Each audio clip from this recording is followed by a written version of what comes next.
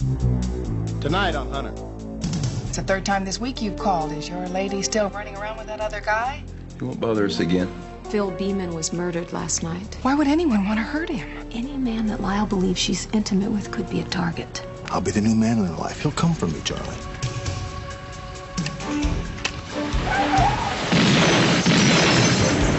We set out to get this guy's attention. Now we got it. So what do we do now? We turn up the heat.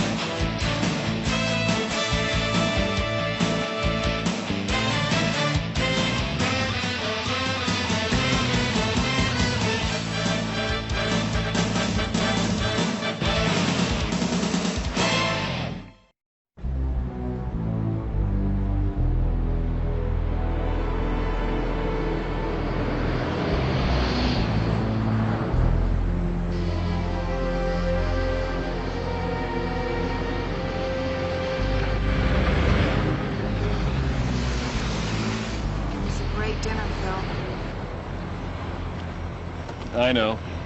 You're late. I'm sorry. Hey, fly to San Francisco with me on Sunday. We'll spend the night. Let me think about it. Call me. Bye.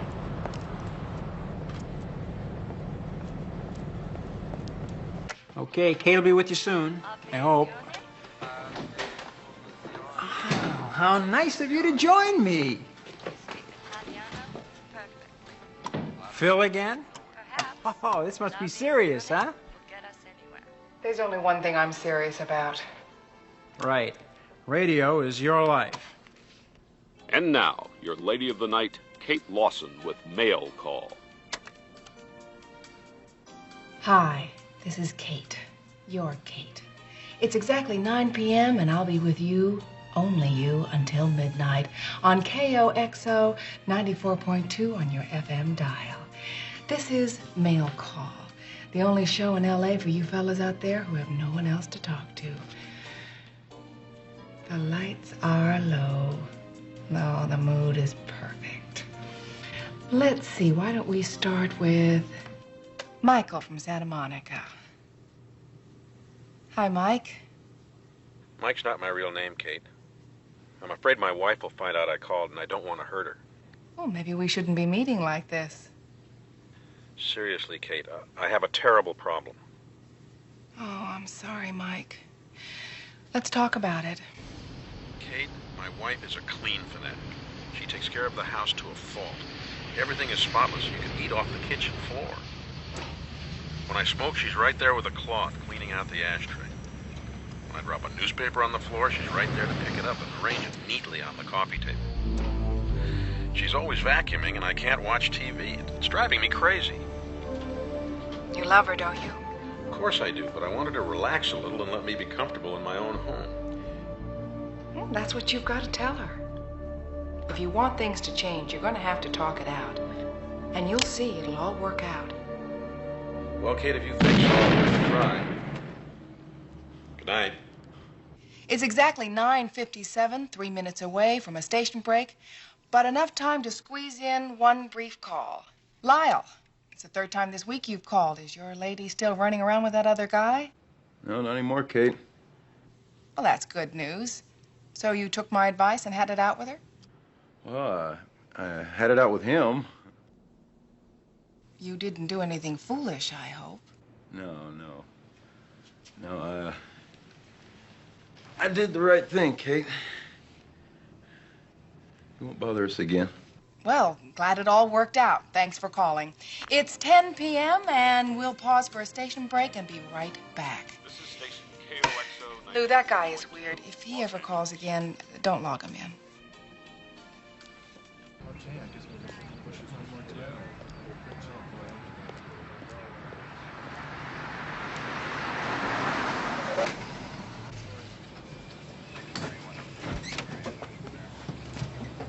Hey, Shorty. How you been, buddy?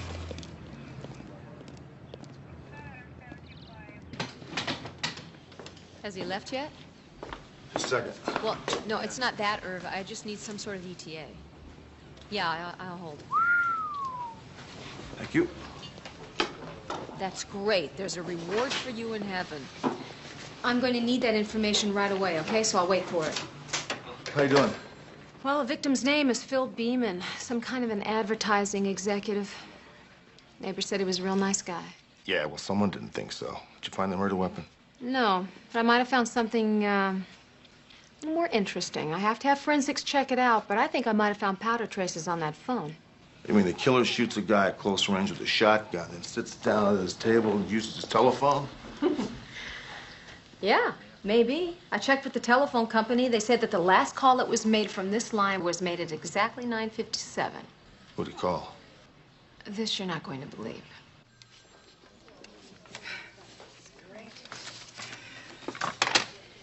Oh, Lou, would you get my demonstration tape ready? I gotta get it to my agent later. It's done.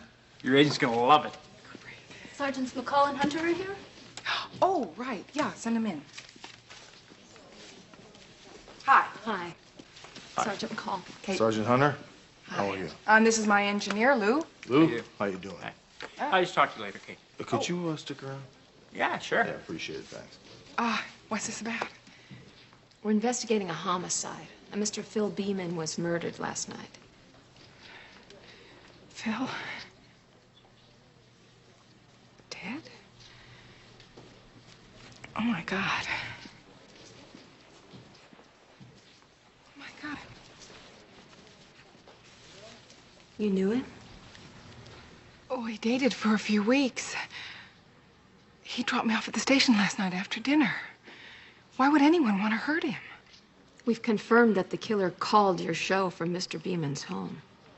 And the phone company said that he connected exactly at 9:57. Do you remember who you were talking to at that time? Kate, I think that's about the time that you were talking with Lyle. Who's Lyle? He's a guy who's been calling pretty regularly for a few weeks. He's a little strange. Yeah, but... can you recall what you talked to Lyle about? Well, you can hear for yourself. We tape all our calls. Lyle, it's the third time this week you've called. Is your lady still running around with that other guy? No, not anymore, Kate.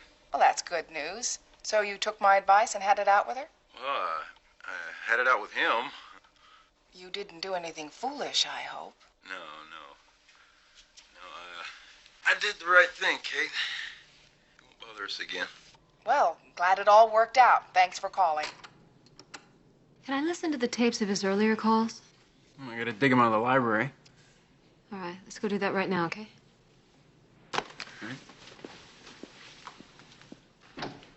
How you doing, Miss Lawson?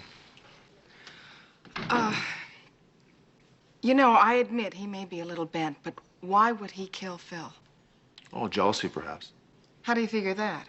Well, you heard the tape yourself. He said, I did the right thing. He won't bother us again. I think us means you and him. What are you, a cop with an advanced degree in psychology? No, and I don't pretend to be. That's why we have the police psychologists listen to these tapes. Yeah, and they'll conclude that it was my fault. I didn't say that. No, well, I have a feeling that's what you're thinking. Look, Sergeant, I run a damn good show. One that I am proud of. But it is nothing but entertainment. My fans know that. None of them would take it seriously. I think Lyle might have.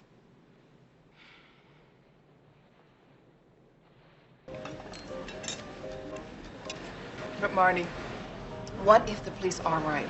And my show sparked a lunatic out there? Oh, take it easy. Just because some cop says it so, it doesn't make it true. Poor Phil. You knew the guy a couple weeks. You might have had enemies. I'm worried, Marty. Oh, no, you gotta get yourself in control here. Your show is starting to take off. The ratings are going up. Sponsors are falling into place. Now, you got that little demonstration tape I wanted?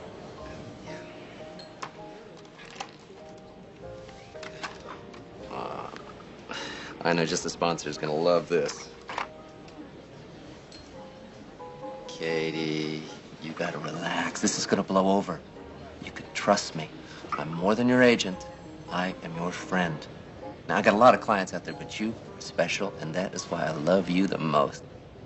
Now, I gotta go. I'll talk to you later, huh? Bye.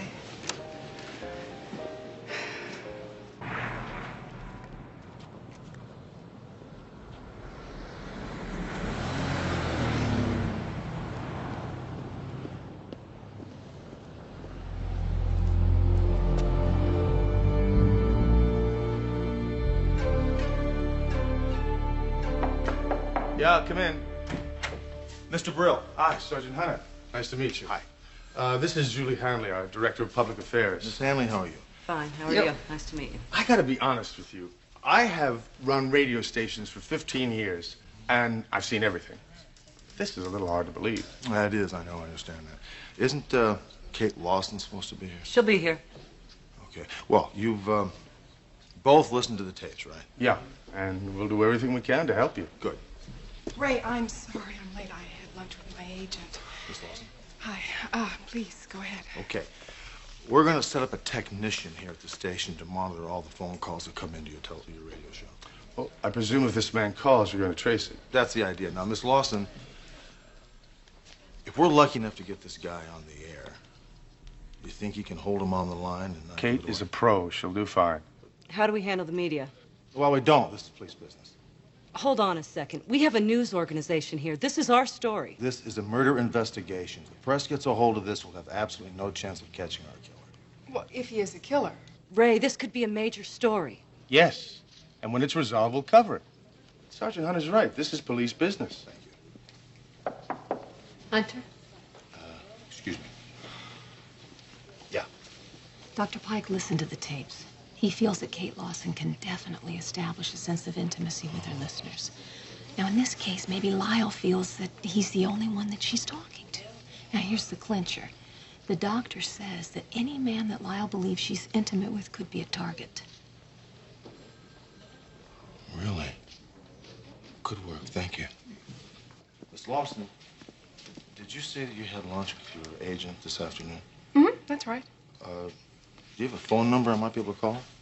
Well, he works out of his house. It's 555-4421. 21. Why? Oh, it's probably nothing. I'm just checking on something.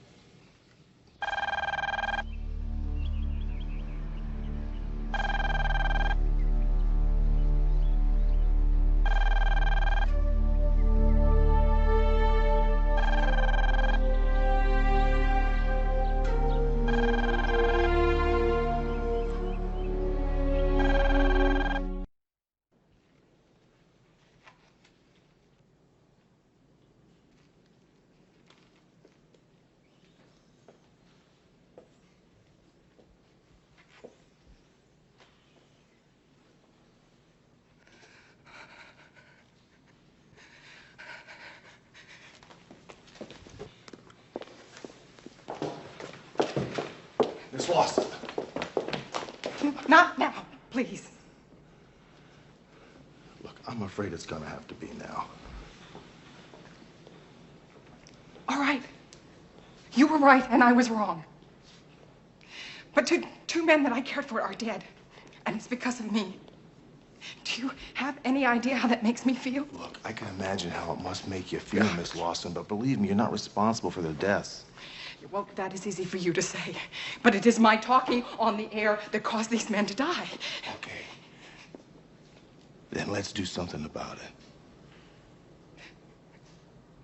Harv, what you're really saying is that your wife has changed. She was so independent when I first met her. Now she just hangs around and watches the plants grow. It's killing me. Have you tried getting professional help? She won't hear of it. Then you have to sit her down and have a heart-to-heart. I'll bet if you try, you can be a pretty persuasive guy. Mail call, what's your first name? Where are you calling from? But lately it's been hard. Oh, it's just George from Pasadena. You have no Got trouble serious weight talking to problem. me, right? But that's different. No, it's not. Look, Harv. Hi, Charlie. How we doing? Well, we got traces and all the incoming lines, and if he calls and if Miss Lawson can keep him on the line, we'll I get love him. the girl I married, and I want her to be that girl. Well, that's what you've got to tell her. Just like that? First, you got to make sure she knows how much you love her. Then let her know how much you also love the strong, independent girl she was when you married her. You think she'll understand?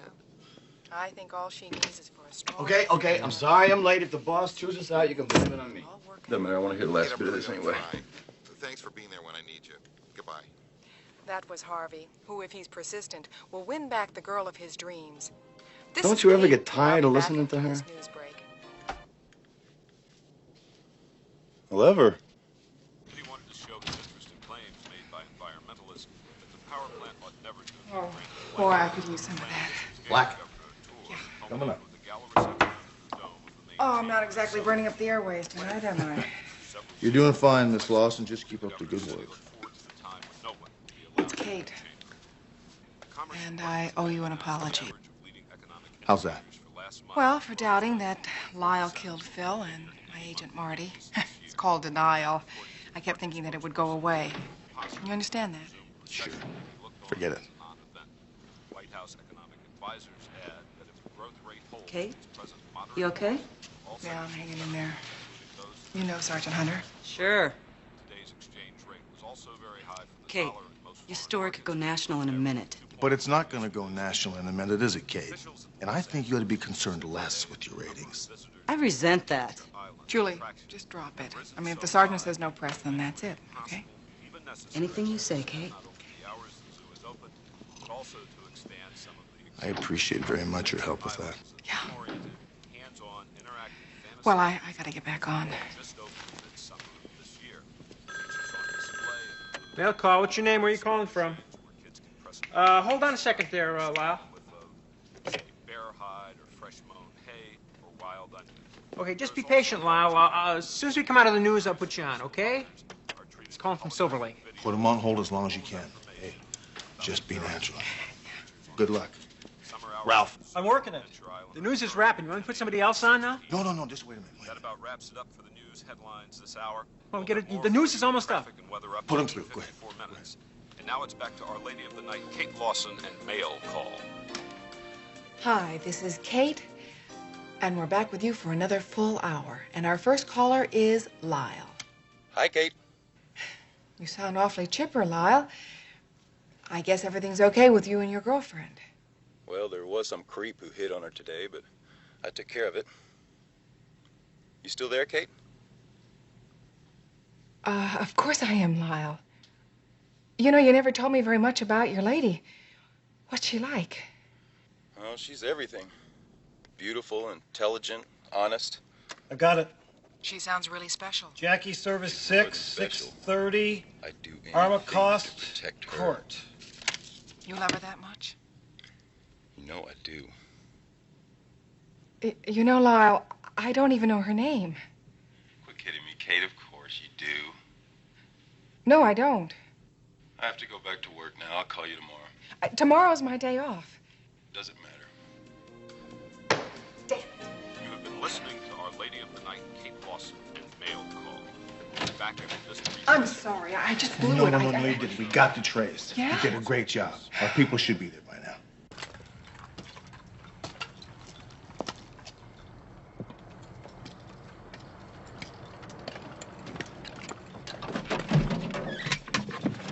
What took you so long?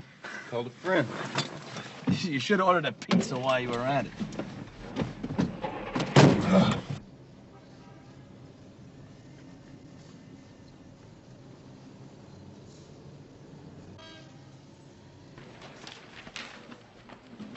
I think we're right on this.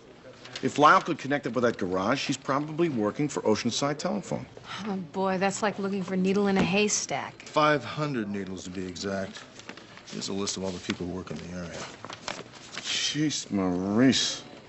We're gonna have to go to the academy and get some recruits to help you canvass this stuff. Yeah, right, Charlie, but I think what we really need is bait. I don't like the sound of that. Oh, look, Charlie. Lyle is gonna kill any man that Kate Lawson is with, isn't that right? So that's exactly where you put me. I'll be the new man in their life. He'll come for me, Charlie. But that's dangerous. Look, I think Sergeant McCall can handle this list. Don't you? Besides, you have to assign someone to protect her anyway, right?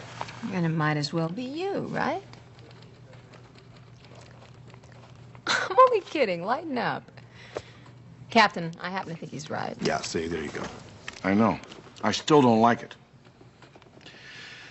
All right, but you're going to need a lot of backup. Absolutely, but very low profile, and only while I'm at Kate's house. I don't want to blow this deal. All right. All right. Great. Thanks, Charlie. I was sort of curious. Have you discussed this plan with Kate Lawson yet? Yes, McCall. I've discussed with Kate Lawson. See, that's one thing I've always liked about you. You're such a fast mover. Why don't you go home? I will. Right after I call Kevin Costner. He might need someone as bait. Ooh. Kevin Costner, but a wimp. Great. Kate, we sure appreciate you helping us on this case. Well, I think you'll change your mind after a night on this sofa. Hunter, I think you should sleep upstairs in the bedroom. I think I should sleep here on the sofa. I knew that. You know, this is insane. 2 people have been killed, and you're here to bait a murderer, and I can't make a bed, and I'm laughing. Well, that's one way of handling the situation, isn't it? Laughing. Yeah, I guess it is. So, what do we do tomorrow? Well, we go out and have ourselves a real good time and hope that Lyle is watching. Yeah, well, you think we can do that? I'm very optimistic we can do that.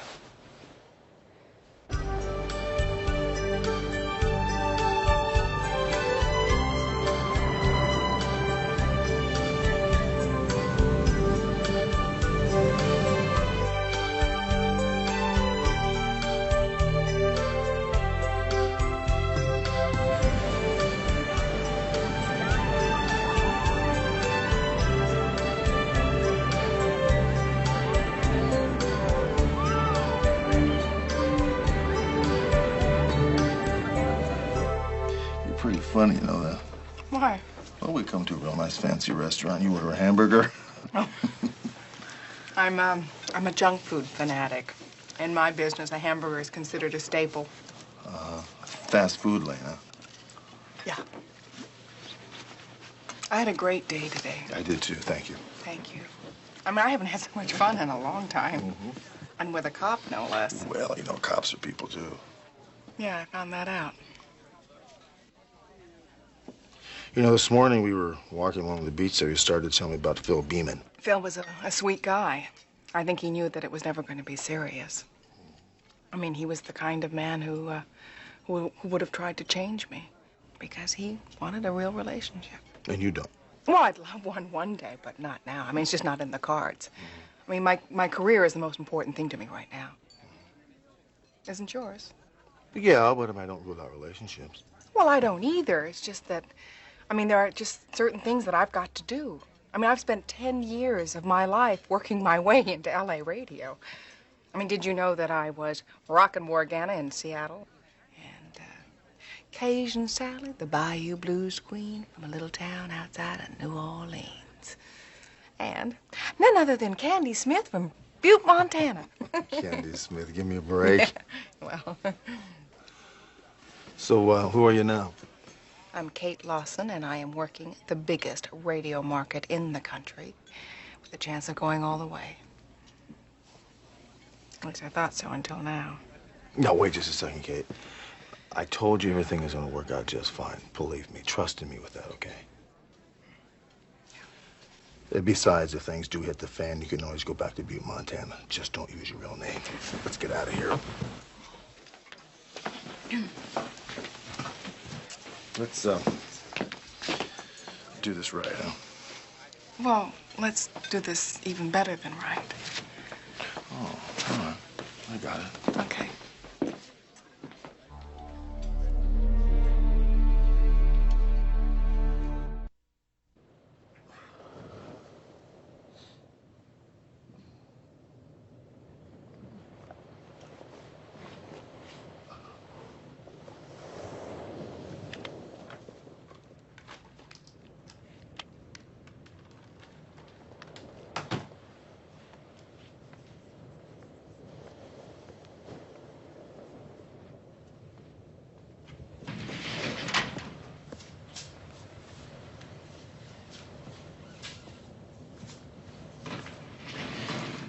Kate?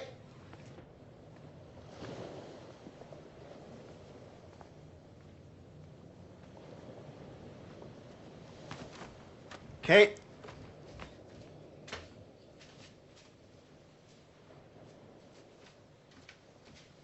Kate?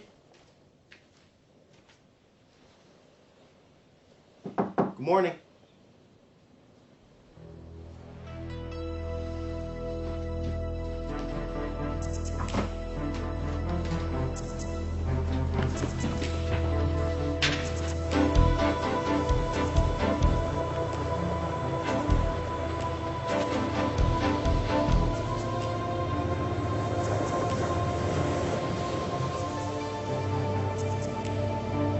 Damn it!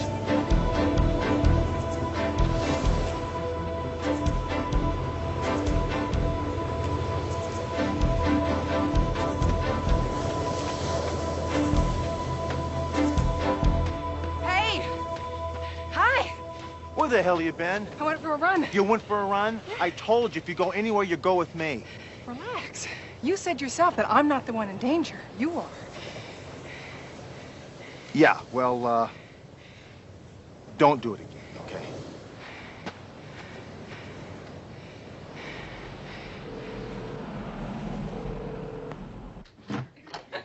What was this guy looking at? I don't know. That's what was so strange. I mean, there he was. Oh, I'll get it. Wait a minute. Don't touch that. We're not supposed to be receiving any phone calls here. Will you relax? I mean, I still have a few friends in this Look, I know that. Come here. Hold on to that. I'll get it. Hello? Hello?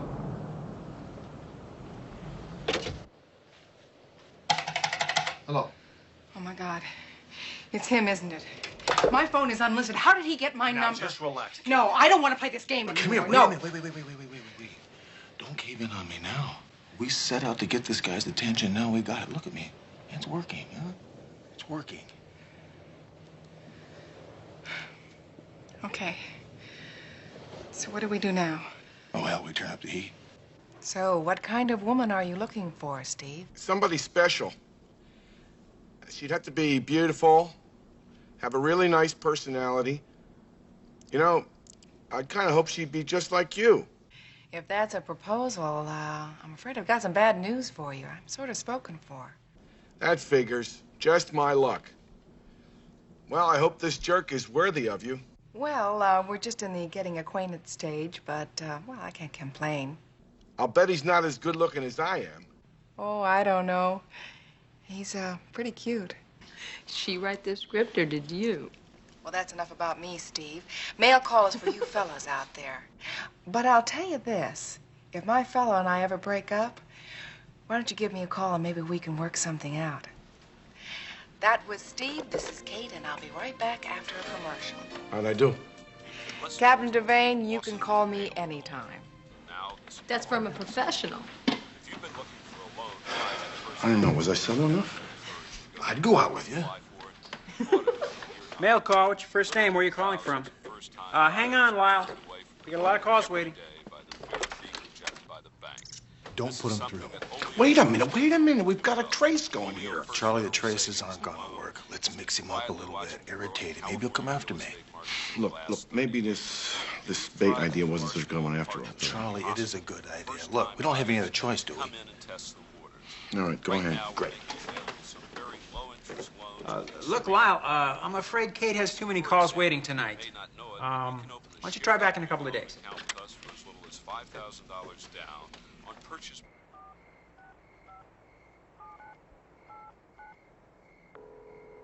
Prices as high as $200,000. Mail call. What's your first name? Let me talk to her. Look, I don't care who's waiting. If she knew it was me on the line, she'd want to talk to me. Please, Lyle, some of the other guys deserve a chance to talk to Kate, huh? I'll try and fit you in tomorrow night.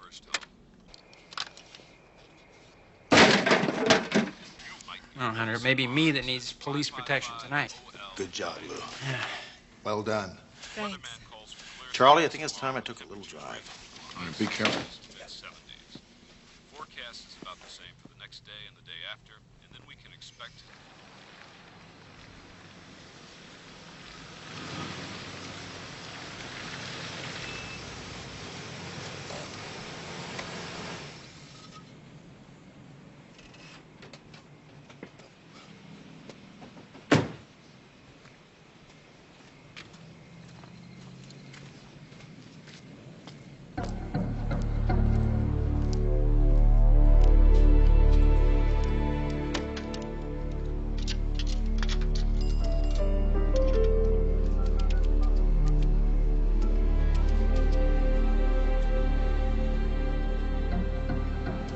Come on, Charlie. Devane. Hey, Charlie, Hunter. Look, I've been driving around here for the last 3 hours.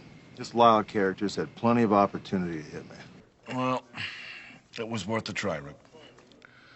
We're still canvassing these phone company records, so, you go home and get some rest. Yeah, I'm gonna be at Kate's. I'll call you in the AM. Yeah, all right.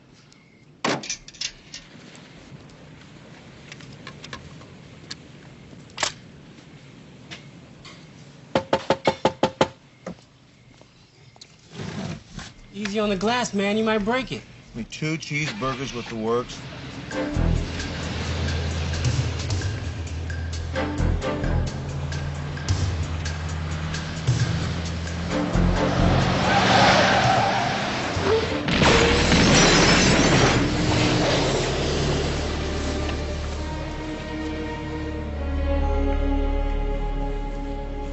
Hey!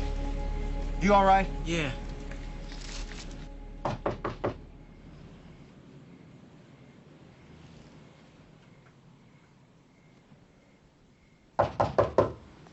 Yes? Who is it? It's me.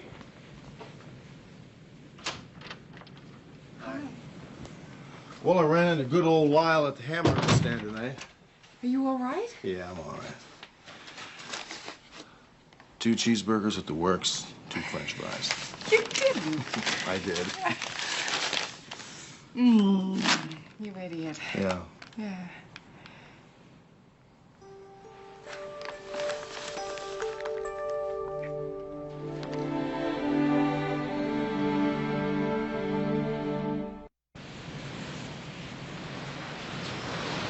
Good morning.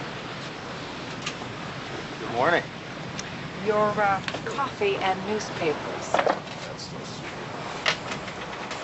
Bananas, apples, orange juice. You know, I could get real used to this. Yeah?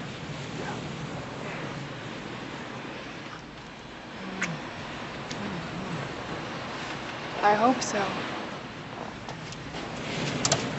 Thank you. You're welcome.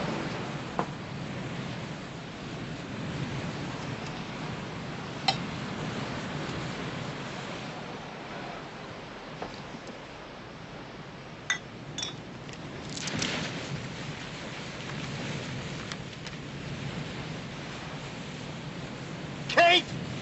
Yeah? Come here! How about that?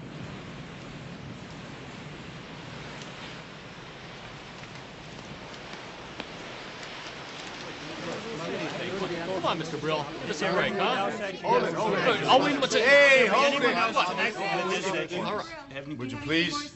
I'll answer all your questions, but one at a time. Yeah. Mr. Martin. The police refused to comment. Do you have any idea how close they are to... Excuse me, what the hell does that mean, huh? Hunter, you care to comment on that? No, I don't want to comment on it. You guys Come on. Come on, everybody out. Oh, we need to Get vote on out. Come on. I have no comment on any of this stuff. No, you can't, honey. Out. No, absolutely not. Thanks for coming. Brill, let me tell Now, you please, something. Sergeant Hunter, I realize that you might be upset. You realize I might be upset. You know you 2 programming geniuses have blown the whole deal. There's no way we're gonna catch this guy. Oh, come on now, Sergeant. Oh, boy, you stupid. You wanna go to jail? Now, wait a minute Hey, here. enough, Julie. Enough. Look, I am truly sorry about this. You're sorry. And you're right. She had no right to make such a decision. Julie, you're fired.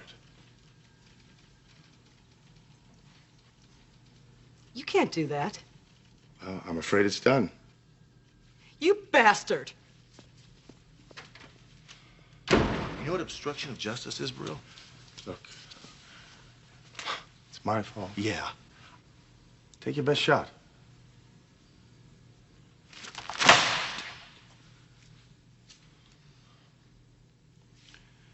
Forget it. Look, I'm gonna be around the building. If you want to talk later, if there's anything I can do. All right?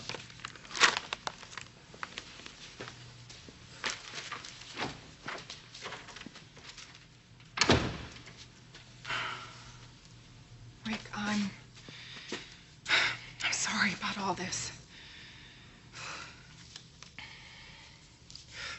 What a mess. Well, what do we do now?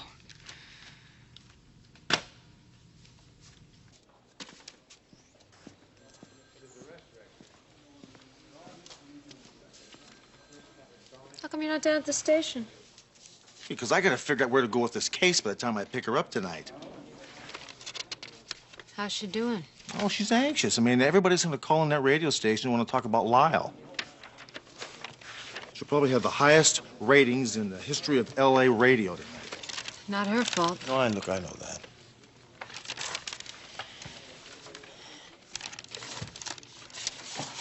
Kind of like her, don't you? I like her, and I'm really concerned for her. Hey, Hunter, McCall, come here.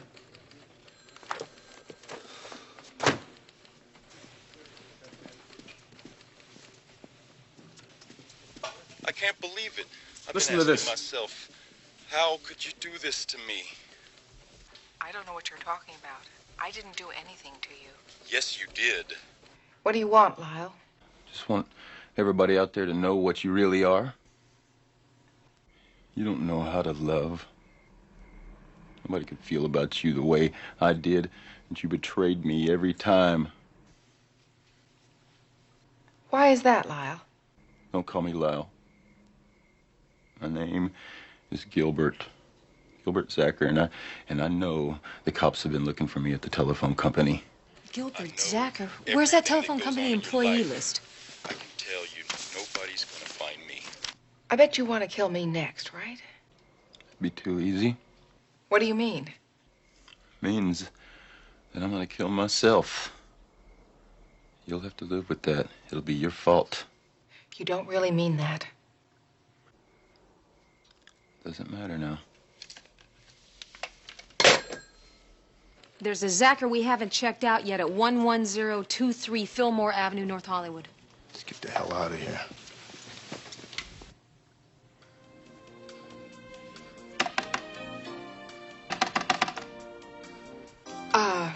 This is Kate, and we'll be right back after a commercial. Buying tires for your car these days can be hard work, unless you've been to.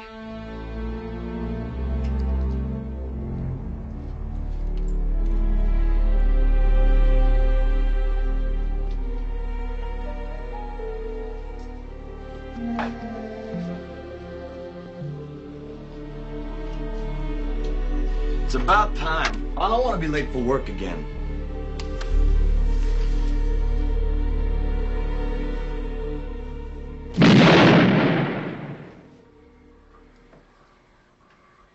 You thinking what I'm thinking? Yeah, I am, Charlie. This is no suicide. If this guy kills himself, he's got gunshot residue all over his hands, and he doesn't. I'll bet anything that's not Lyle. Better tell Kate about this. Oh, gee, yeah, you're right. She should be on her way home by now. Can you handle it here? Sure. Yeah, thanks.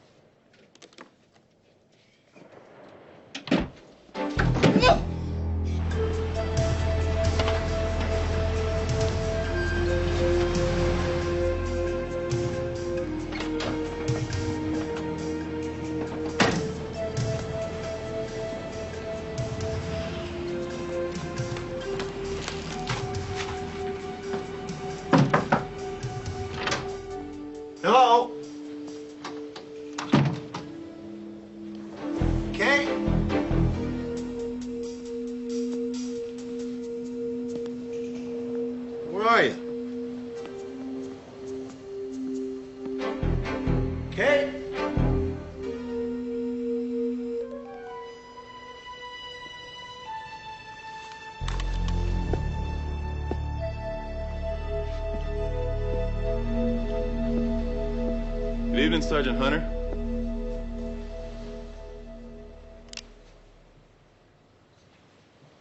Well, hello, Lyle. Or should I call you Gilbert?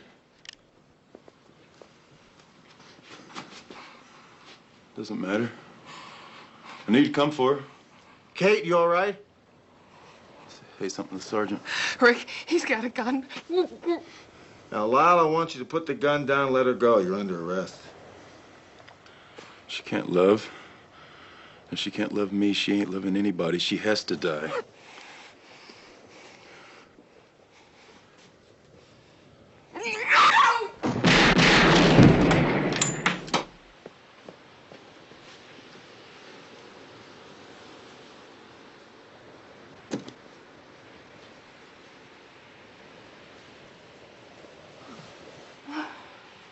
You all right?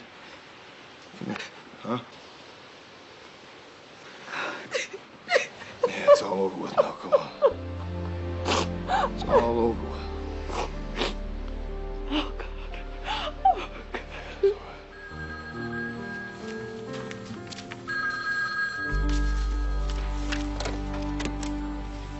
Homicide, Hunter. Hi, it's me. Hey, how are you? I thought you were coming over. Well, yeah, I will. But you see, some of us have to do more than just talk for a living. How about late dinner tonight? Great. Good, I'll pick you up then. Hunter! Take a hike, Martin. Come on now. Come on, Kate Lawson has turned into a major celebrity. I cannot do a follow-up story without a comment from you. Martin, I have absolutely nothing to say to you, okay? Would you be reasonable? Kate and Julie Hanley already gave me the information. All I need is a quote. Martin, Julie Hanley was fired last week. Wrong. I talked with her this afternoon. This is Kate Lawson for Mail Lou. Call. This is KOXO 94.2. Put a couple commercials on there for me, would you? What's going on? Would you do it for me? Yeah. Give me some privacy, too, would you? Thank you. I thought you had work to do. Julie Hanley still works here, doesn't she? And don't lie to me, Kate. I checked it out. Yeah, Ray Brill brought her back. The truth of the matter is she was never fired. You, she, and Brill concocted her firing to get the story out. Isn't that right? All right, it was Ray's idea. It was not Ray's idea. I talked to Ray. It was your idea. Don't you think you're overreacting? You lied to me. I'm sorry about that. You were sorry. Yes. Doesn't it faze you in the least that an innocent man is dead because you leaked the story? I didn't know it was going to happen, Rick. Come on, be reasonable. What happened is over. I thought we had a nice relationship going. A relationship? My God, you don't even know what a relationship is. You sit here in this little divided cubicle passing judgment on the world. You know, Lyle was a sick man. He had an excuse. But you don't. You don't. He was right about you. You don't know how to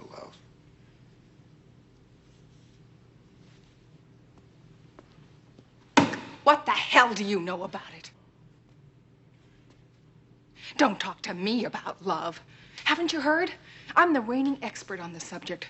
I spend 6 nights a week hearing all about it from men not unlike you.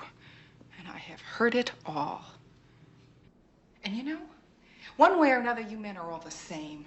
Nothing but the walking wounded with nothing better to do with your time than to call me and spill your guts about your stupid and petty little lives. And I sit here and I listen to their drivel about their macho and their marriages and their stupid, pathetic little affairs. And it is all justified in the name of love. It's pretty pathetic stuff. But I take it in. And I make them feel better about themselves. Because I'm good at it. Because I get paid too. And I'm going to get paid even more when this is over. So why don't you just take a hike?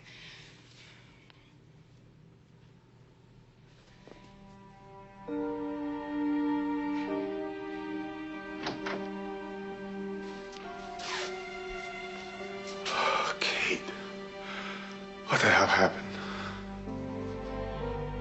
I think your latest star just took a big dip in the ratings.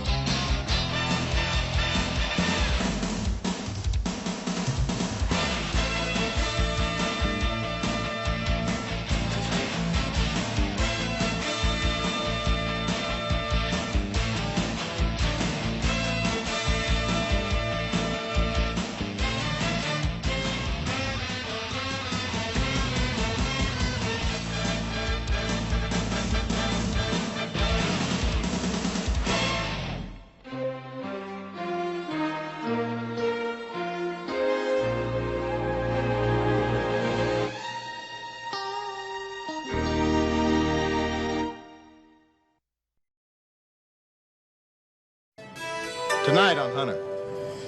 Jack here's going to be your detective trainee. Welcome aboard. Thanks. Good work. I asked for you two to be his training officers because I knew that you would be fair. We'll shoot right down the center with him. If he gives you top marks, it'll impress the higher-ups. Don't worry about it. I'll score. He's clean. You leave Darnell alone! Drop the gun, cop! You're not gonna make it out of here alive. Shoot him, Darnell!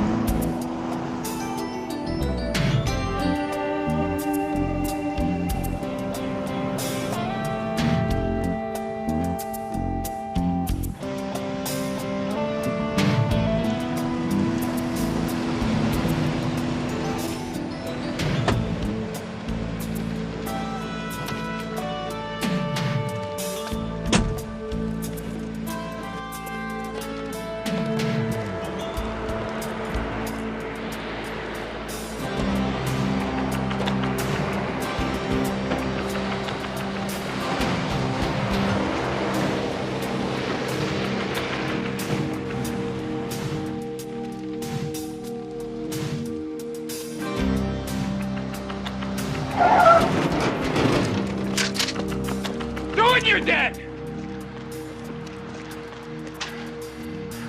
Won't give you guys any trouble. Stay cool. Shut up! I give the orders. Now take out your piece. Put it in the ground. Easy. Kick it away. Good. Now give me the money.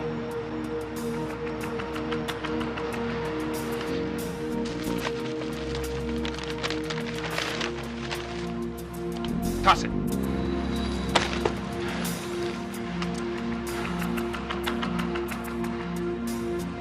What should I do with him, huh? Let him go, man. Come on, leave him alone. Come on. It's your lucky day, Pa.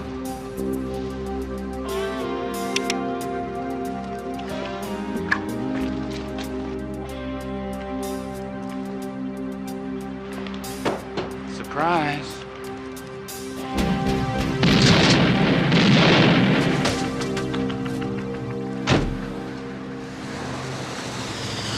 How much money was Mr. Flanders carrying? I know exactly how much. It's what we paid out yesterday. It's $56,000. $56,000? Why didn't he use an armored car service? The profit margin at an operation like this is slim. Well, I guess Mr. Flanders didn't want the overhead. Yeah. Okay, thanks for your help. We'll be in touch. I see. Now, how often would they make a bank run? Every day. Mr. Flanders usually handled it. I must have told him 100 times to be more careful, but he wouldn't listen. How's that? You never know when somebody's clocking you. When I brought in the cash, I always varied the route and the time of day. Mr. Flanders didn't do that? He'd be at the bank when it opened and arrive here 20 minutes later. You could set your watch by him. Apparently somebody did.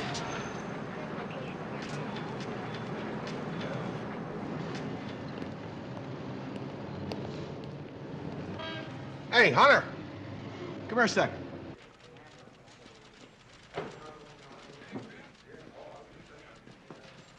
You want to see me, kid? Hey, somebody you might know. Jack Ryan, how the hell you been? Great. How's your family? Fine. My dad said to say hi. You know, Wild Bill O'Ryan was my TO when I first made detectives. Well, now you can return the favor. Jack here's going to be your detective trainee. I want him to join you and McCall on that check cashing 211 homicide went down this morning. You passed your D1, huh? Yeah, last month.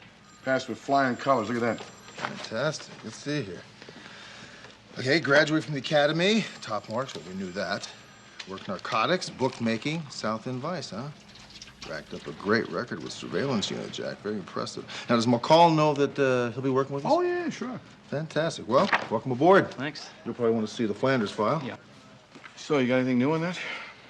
Well, no movement as of yet. You know, I'm kind of concerned about this. I think we got a real nutcase on our hands. Well, let's get on it, huh? Get busy. Yeah.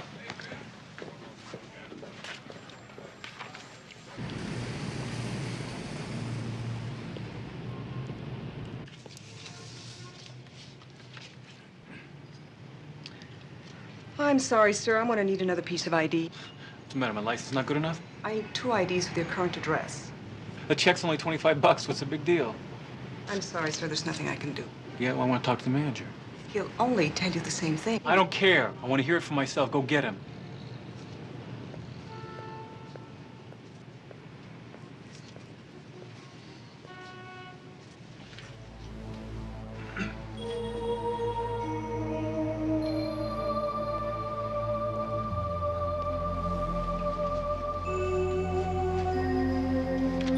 Sorry, can't help you.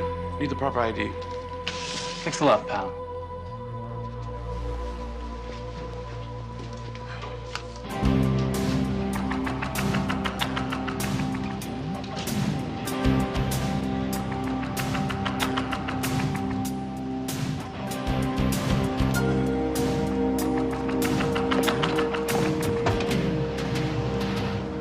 Saw the manager, man. Some dork in a 50-cent tie.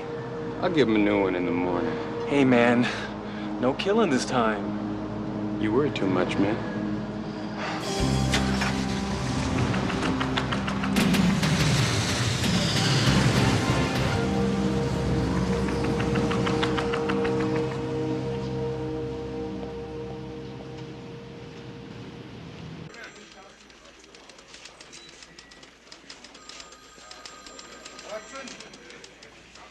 Hey, Morning. how you doing? Fine, nice outfit. Thank you. You're in here early. Yep. Did you get any sleep last night? Nope.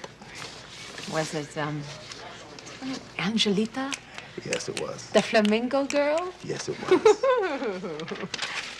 Yeah. Hey, listen, I can get you a date with this guy. Don't do me any favors. Come on, I'll make you some coffee. Haven't you two cracked this one yet? Commander, how are you? I'm fine. Nice to see you again. McCall, Jack tells me that you are working on a pretty hot one. Yep, real hot. Take a look at that. Bad-looking crowd.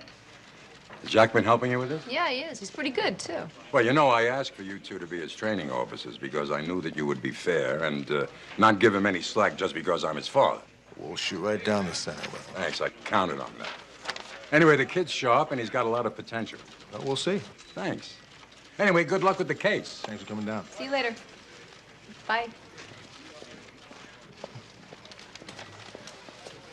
I like the commander. It's good to see him, isn't it? Yes, it is. He's a good man. Yeah. You know, I could tell you stories about him that'll curl your hair. Think his son is like him? Yeah, chip off the old block. I hope he works out. I like him, too. Yeah, so do I. Tell me, what do you have here? Oh. Number 1, John Leander. Serving time in Attica for robbery, assault with a deadly weapon.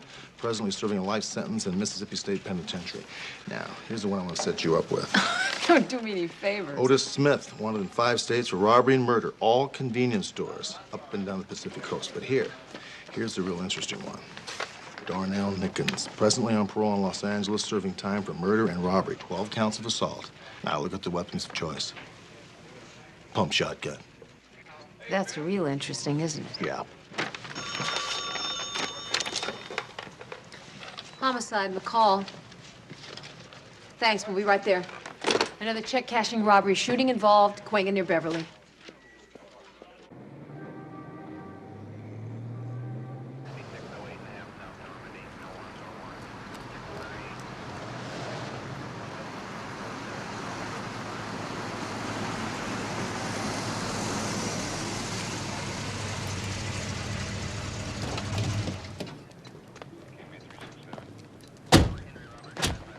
What do you got?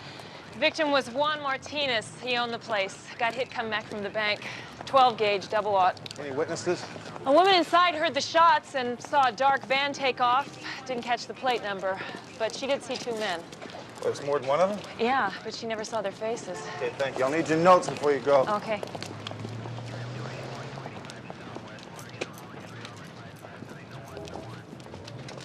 From the spacing of the pellets, I'd say the shooter could have been more than 7 or 8 feet away. By the looks of it, it could have been a sawed-off shotgun. Say he was standing right about there. And the victim reached in, turned to face the shooter, and the blast blew him out of the doorway. Sounds about right. Let's have a look at the body. All right.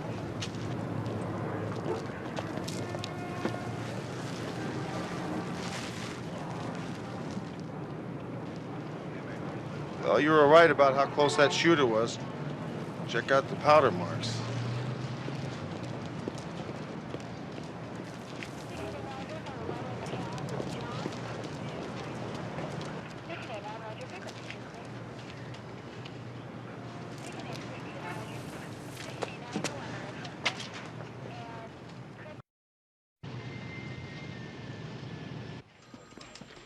Hunter, I heard that Jack lost it today. Oh, he looked like he was chumming from the back end of a half-day boat. How's he feeling now? Well, he's a little embarrassed, you know. I told him I did the same thing. You did? No, I didn't.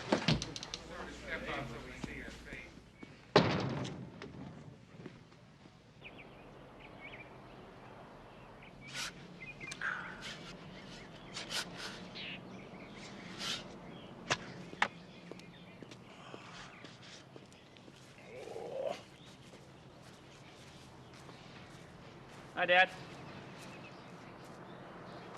Yeah. How are things going with Hunter and McCall? I guess you heard, huh? Well, it's a small world being a cop. It could have happened to anyone. I know that. Only you're not just anyone. You understand? You're Jack Ryan. And you're in training to be a detective.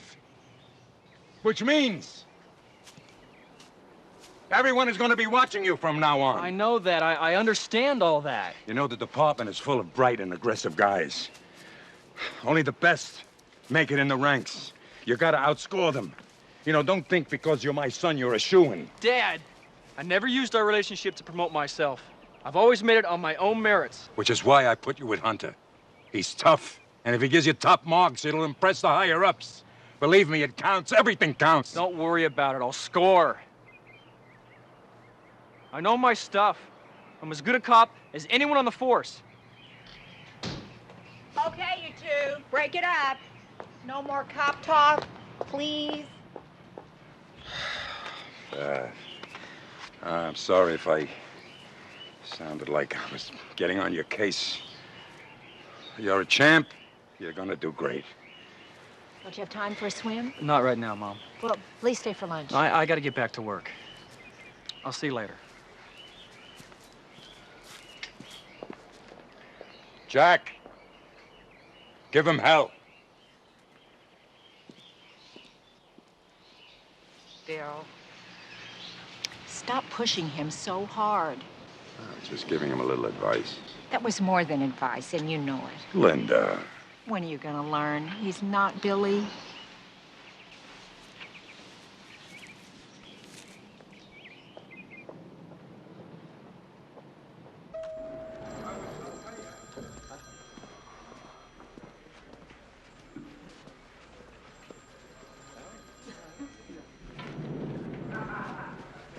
Ray, where's Captain Devane?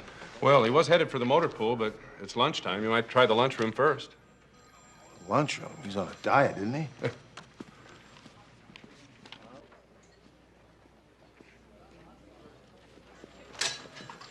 Excuse me. Captain? What are you doing? I'm having lunch. I thought you were on a diet. I am on a diet. Yeah, you know, I'll tell you something. I have lost 4 pounds and 9 ounces in the last 2.5 months. Well, it's actually 11 weeks. It's almost This 3 is months. dead food. Nutritionally, it's not dead. This is 70% oat bran. They could feed this to... What do we got on the Nickens case? Look, I talked with Dwight Linderman. That's Nickens' parole officer. And he says if, in fact, Nickens is our boy, we got a real problem on our hands. Seems he likes to drive around in his pickup truck with a shotgun under the front seat. What's his specialty? Petty theft, assault, 12 counts. Oh, nice. Sounds like a lovely fellow. But what's he got to do with our problem? Well, I don't know as of yet. I do know there's a possibility he may be working with somebody else. Hey, Jack. Captain, just got off the phone with prison officials from Vacaville. I found out when Nickens served time there, his cellmate was a guy named Robert Stark. He served 4 years at Attica for 211s. Stark's specialty was knocking up check cashing shops. Nice work, Jack. That makes a connection for me, huh? Yeah. Now, do we have an address on Nickens at all? Yeah, he still lives with his mother. He's supposed to be a real mama's boy. All right, well, let's get rolling on this. Yeah, let's find McCall.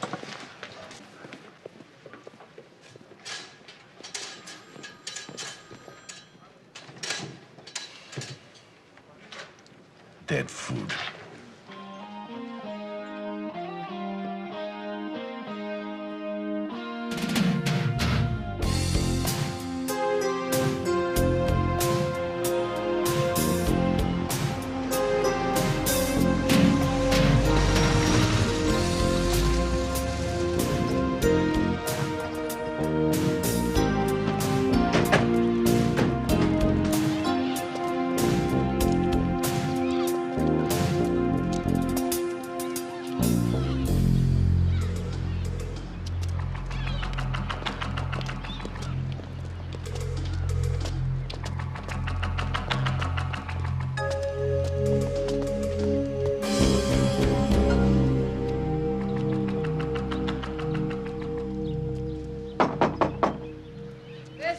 Police, open up.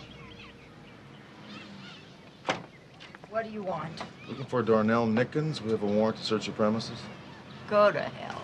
We do have a warrant, ma'am. You guys are so dumb. Why are you always picking on Darnell? You got no right sticking your nose in here. When's the last time you saw Darnell? Not for a couple of weeks. You know he has better things to do than hang around here. Yes, ma'am. If he had any brains, he'd go after real criminals instead of picking on innocent people like Darnell. Darnell could really make something of himself if you pigs would stop screwing up his life and leave him alone. Yes, ma'am. Backyard's clean. There's nobody out there. Idiots. I told you he wasn't here. Miss Nickens, thank you for your time. You can go. If you see Darnell, tell him I'd like to talk with him. I wouldn't tell him squat if it came from you. Yes, ma'am. Thank you. Oh, and tell Robert Stark I said hello. Get out of my house right now. Get out right now. Get out!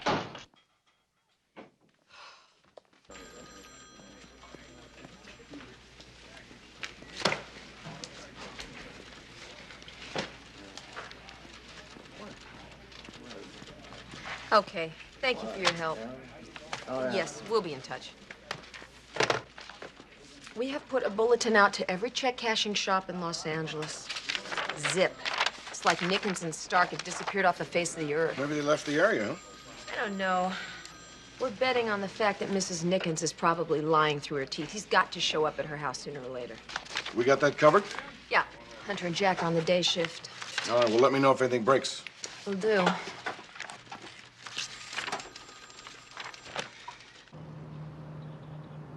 Looks like we got something here.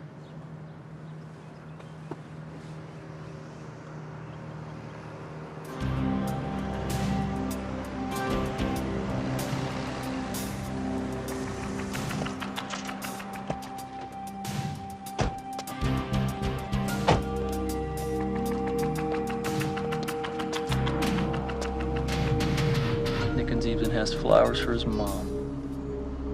He's a good son. It's William 56. There's 2 possible 187 suspects at my Code 5 location. Request backup. Code 2. Roger, William 56.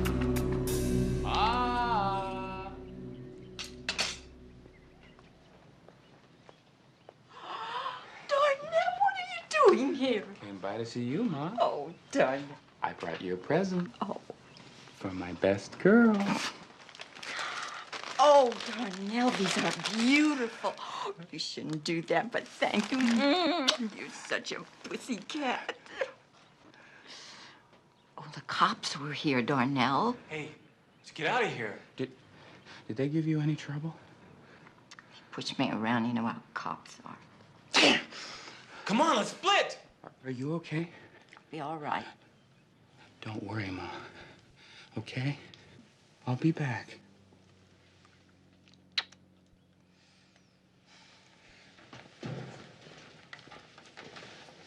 Darnell.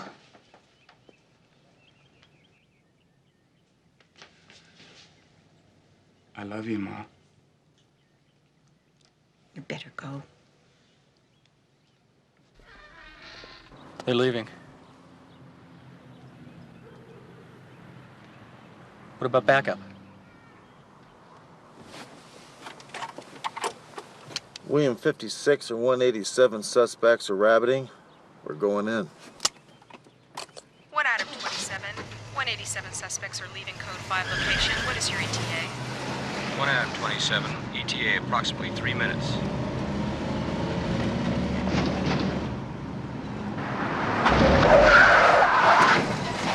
Grease! Police! Get away from the car! Out in the middle of the lawn. Clasp your hands behind your head. Turn around. Move it! Come on! Drop to your knees. Cross your legs.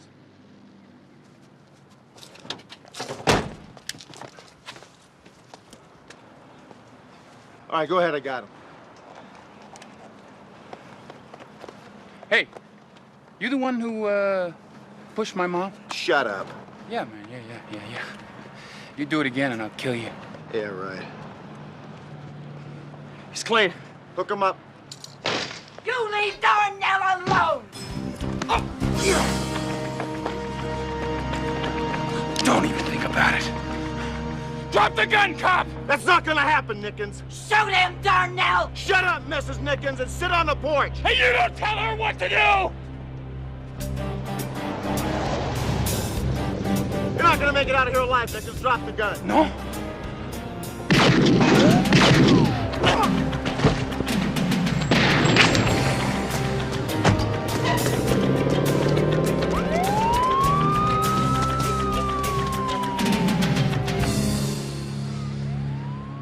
I thought you said he was clean.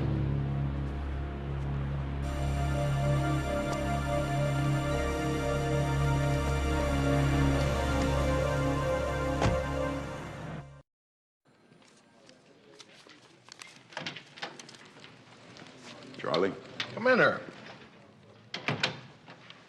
I understand that you gave Jack the day off. Is there any particular reason for that?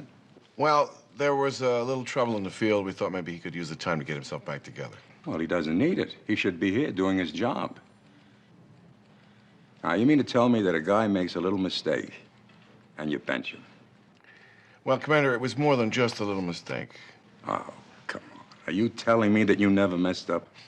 Of course I have. Of course. We've all made errors. The kid's still a trainee. He's still learning. Look, I'm with you 100% on this.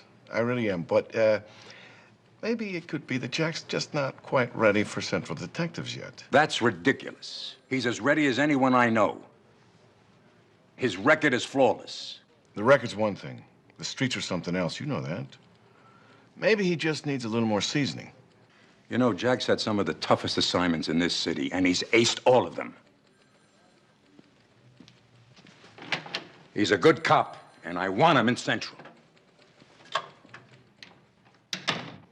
Yes, sir.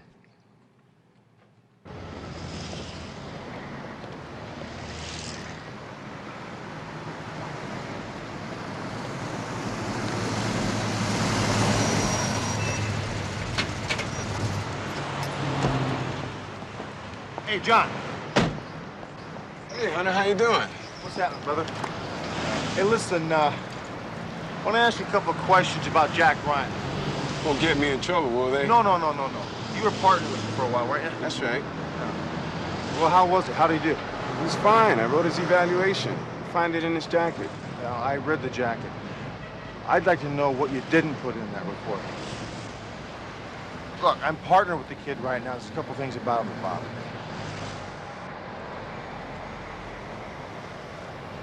Buy a cup of coffee? Sure.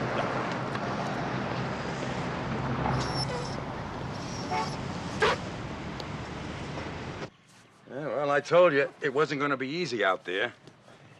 Everything you do counts for you or counts against you. I understand all that. I don't know what went wrong. I should have found that gun. Yeah, well, that's all water under the bridge. I went to bat for you with Hunter and Devane. Dad. Just don't let me down. I won't, don't worry. You know, your mother seems to think that I'm being a little hard on you. You know, maybe I'm pushing you to be a cop down your throat. Hey, it was my idea to join the department, not yours. Remember? Yeah, I know. I just want to make sure that you're happy doing what you do. Hey, you know, it makes no difference to me. If you don't want to be a cop, just say so. Are you kidding? That's all I ever wanted to be. You sure about that? I'm positive. It doesn't have anything to do with Billy, does it? No.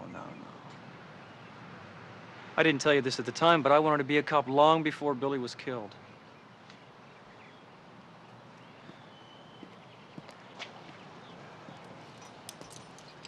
Look, it'll be okay, all right? It's gonna turn around. You'll see. Things are gonna be a lot better. One more job, then we split. We're sitting ducks in this town, man. We should get out now. Hey, we ain't running from no one. This ain't no vending machine rap. In California, people get the gas chamber for blowing people away. And we ain't gonna get caught. One last hit, and we are in Mexico City, huh? Live like kings. You gonna bring your mommy along, too? Watch it. You got fried eggs for brains? You cannot keep killing people and get away with it. No, man. No! You know what I think? I think maybe you don't have the guts for it. There's no sense in wasting people. What do you care, man? You're just geeks. Cardboard geeks. Hey, no one cares if they live or die, man. Why should you?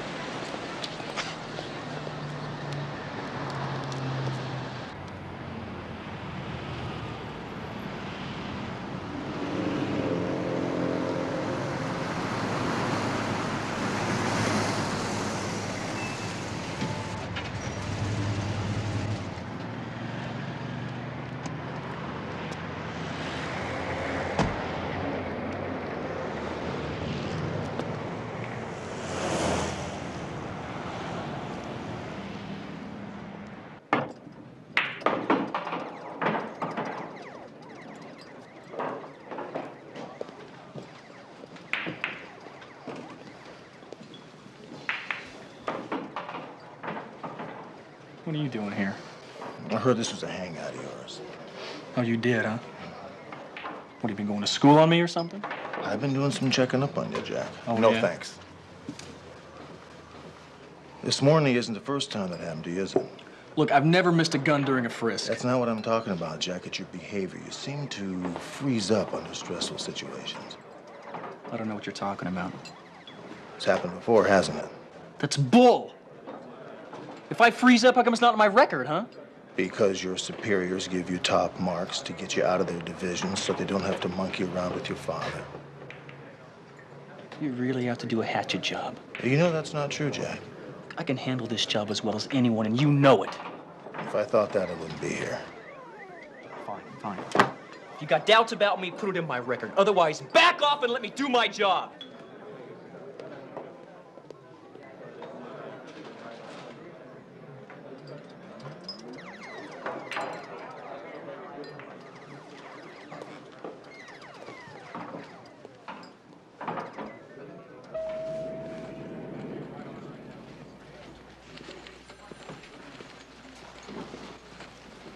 Hey, just got a message from Stevenson check cashing over on Pico. The manager ID'd Stark off of our bulletin, said that he was casing the place out right before it closed.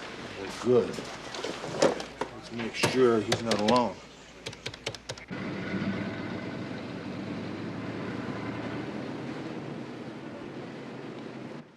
When Henderson comes back from making his bank run, he'll be traveling north on Desmond Boulevard. He'll make a right-hand turn into the alley just left of Stevenson's check cashing store. He goes all the way to the end of the alley before he makes a left-hand turn, gets out of the car, goes into the back of the building. Green and Henderson, you're the only ones in the store, right? Right. Now, McCall and I will be on the outside covering the rear entrance, along with everybody else. Now, Mulvihill, Davis, you're on each side of the alleyway up on the roof, is that correct? Okay. Now, we'll keep the front of the store clear, all except for our surveillance vehicle here. Jack, that's where you're gonna be. Now, we can expect our bad guys between 9 and 11 o'clock in the morning. We should be there set up, ready to go by 7:30. Any questions? Nope. Okay, good luck.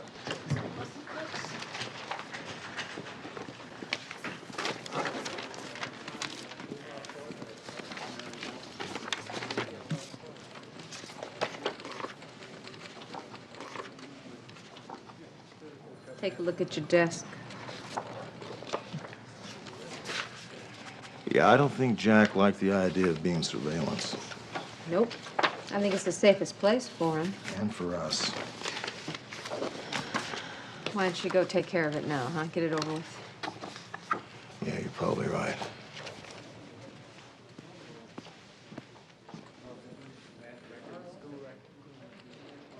Thanks, Hunter. Thanks for the vote of confidence. I'm in front and all the action's gonna be in back. That's right, Jack. You afraid I'll screw up? Look, I need a surveillance man. You're it. You can't do this to me.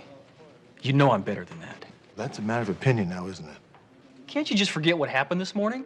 Look, everybody makes mistakes. I make them, but not like that. Those types of mistakes get people killed. I need a surveillance man, and you're it.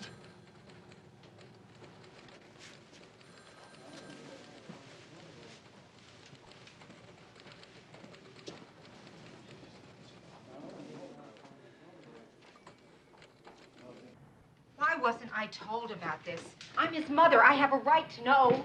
Honey, the whole thing was blown out of proportion. It wasn't as bad as it sounds. He was shot at, wasn't he? Well, he's a cop. It happens. Oh, Bill, talk to me. I can't. The chief is expecting me in 45 minutes. I don't give a damn about the chief. Yeah, well, it just so happens that I have to.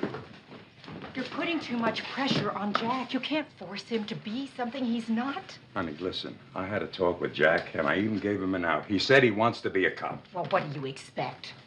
He's afraid to tell you the truth because of what might happen. You've manipulated him so much he doesn't know what he wants. I don't want to lose another son. I can't go through something like that. I don't think you can either. Gotta go. Stop running away from me. I'm not running away. I'm just going to do my job, and I wish you'd let Jack do his.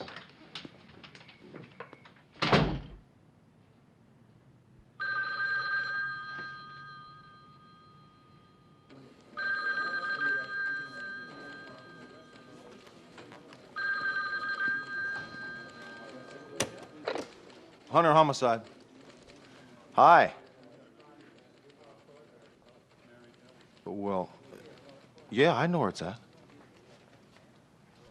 Sure, I can meet you there in about 20 minutes or so. Yeah. See you there.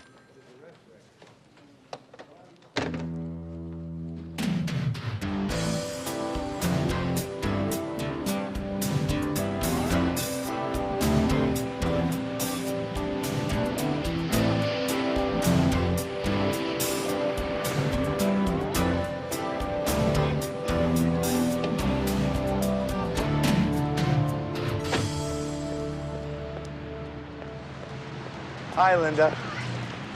Good to see you. Oh, thanks for coming, Rick. You're welcome. What's going on? It's about Bill. Now, what about Bill? Could we go inside? Yeah.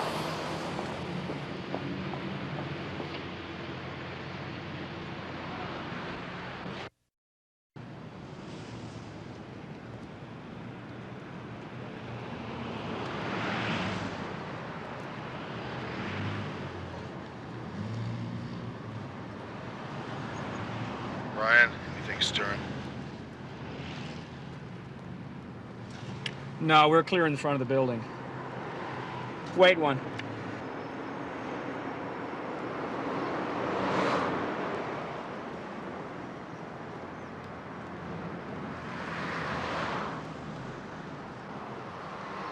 Henderson's in sight.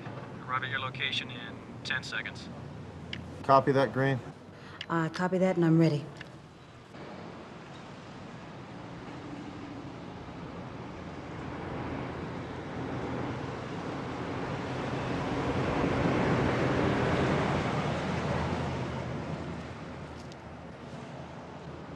Henderson's in place.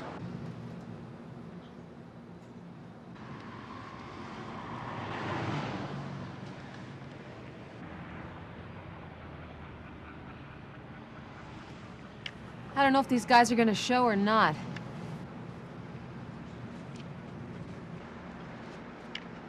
They'll show. Just give them time.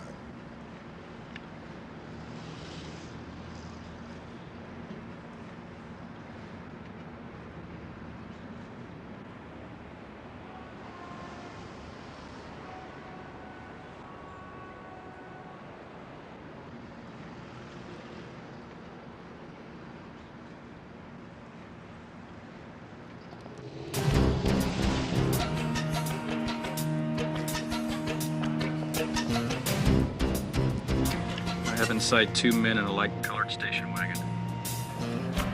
Make a U. What? Changed my mind, man. We're going in the front. I'm sick of alleys.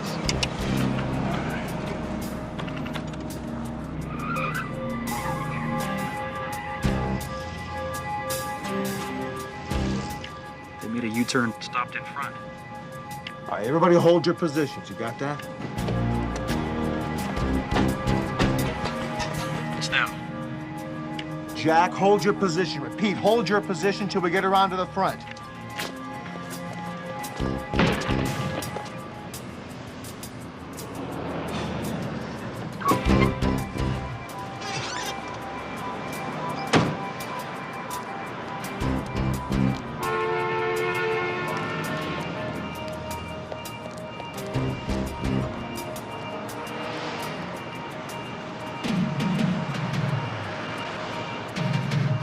Give me the money!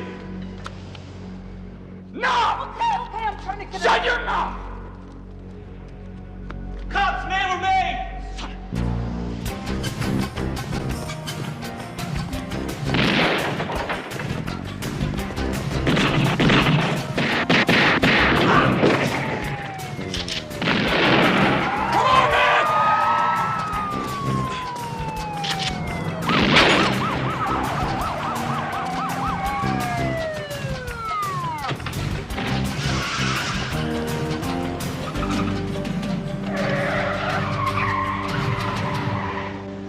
You don't listen very good, do you? I thought I could stop him. That's your problem. Don't think.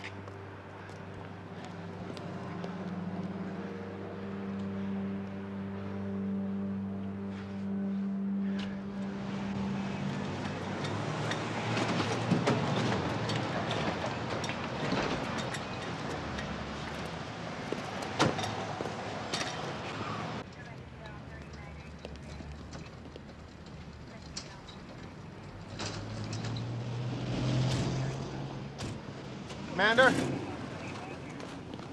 What's this all about? Jack disobeyed direct orders, nearly got himself and a fellow officer killed. Oh, no. Jack doesn't make those kind of mistakes. Yes, he does, and you know it. What do you mean? I talked with Linda last night. She told me everything. Now, what the hell are you talking about? When Billy was killed, you went into a deep, deep depression. You were devastated. You took a leave of absence. Yeah, well, so what? I had a wife and family to take care of. I know that. Billy had a nervous breakdown. Now, wait a minute. Linda told you? She loves you very much, Bill. She had no right to do that. What else did she tell you? The thing that pulled you out of that depression is when Jack came to you one day and said he wanted to become a police officer, just like Billy. The only reason Jack said that was to give you hope, to get your love.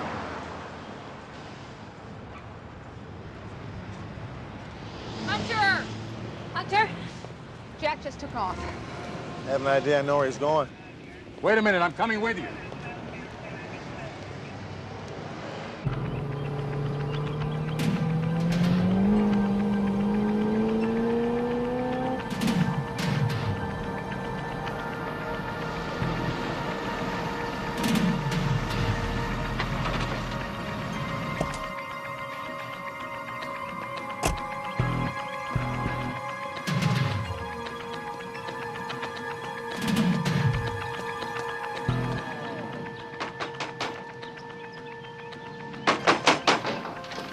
Is it?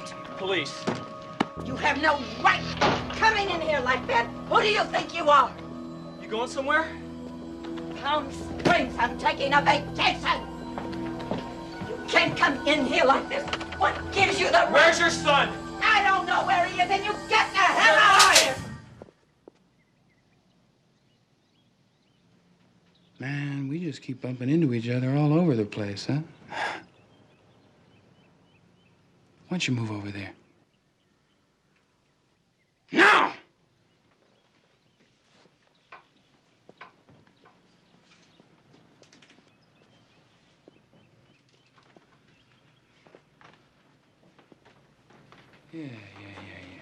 Yeah.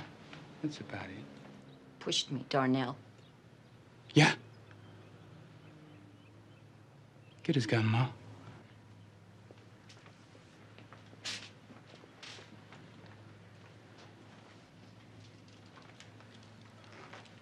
Put it on the floor, in front of him.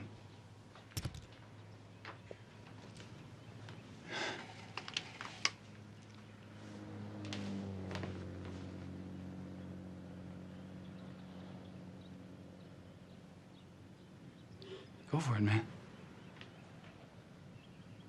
Yeah, that's it. Go for it. You're just a little whipped puppy dog now, aren't you?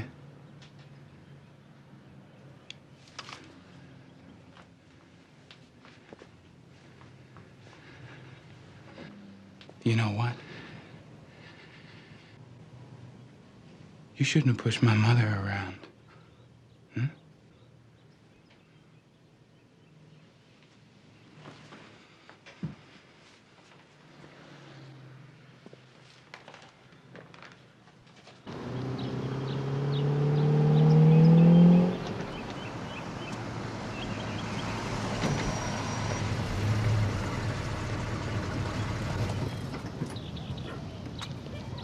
What should I do with him, Ma?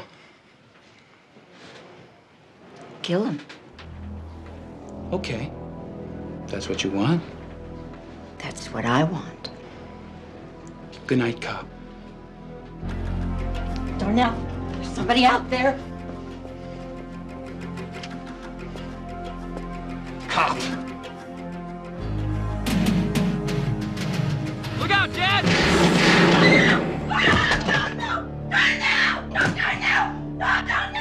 Oh, my baby! My baby! Oh, my baby! My baby! My baby!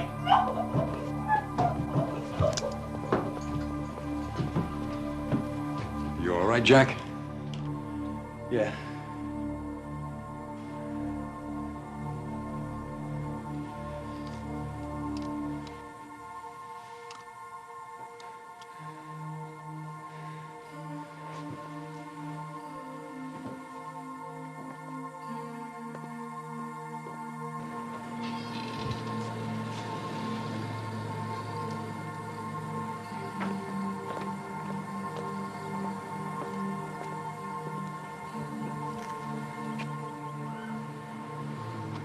You saved my life again today, son. I'm sorry for all I put you through, son. I'm sorry for all I put us through. The day Billy died, I made a very big mistake. I know. Never seen myself as clearly as I have today.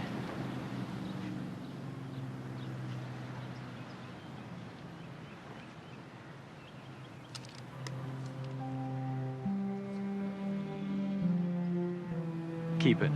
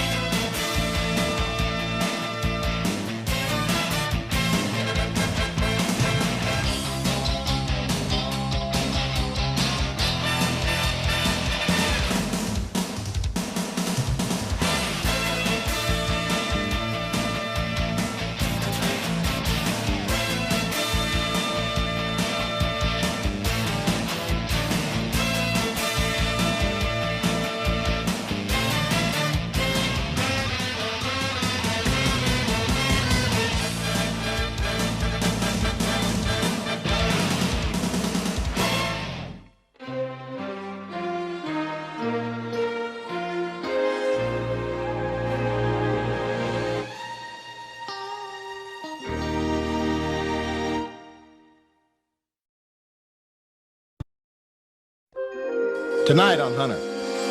We got lucky. There's a witness. Saw the whole thing go into her car. Lori Conway? Rick! Lori and I went to high school together. Lori Conway was going to be a movie star. She wound up with Eddie. I've always thought you were a jerk, Eddie. I still do. In high school, you're nothing but a con artist. What do you think's going down? Well, I don't know, but I'll tell you one thing. Eddie's behind it, whatever it is.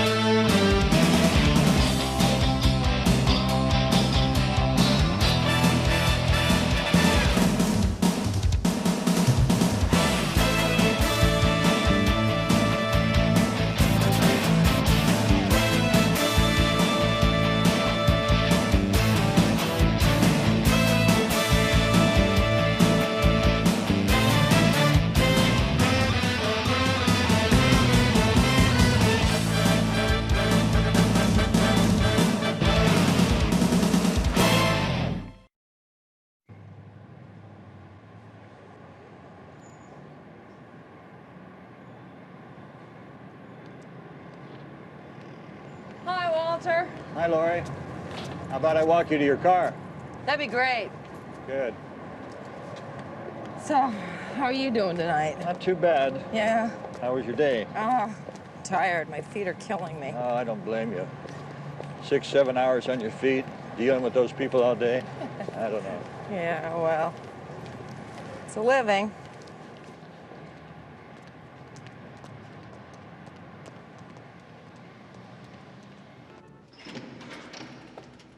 I'll be okay from here, Walter. My car's right there. Okay, Lori, good night. Thanks. Bye-bye. See you tomorrow. I built this business on solid, reputable clients. I haven't had any problem in it. Listen, now, we had a deal, and there's no way you're backing out of this. The deal is finished. No, the deal is finished whenever I say it is. Get the hell away from me. I know all about you. Now, that was a long time ago. I'm not letting you cheat my clients. I'm pulling their money and mine out of this deal and going to the police. I'm sorry, but I'm afraid I can't let you do that.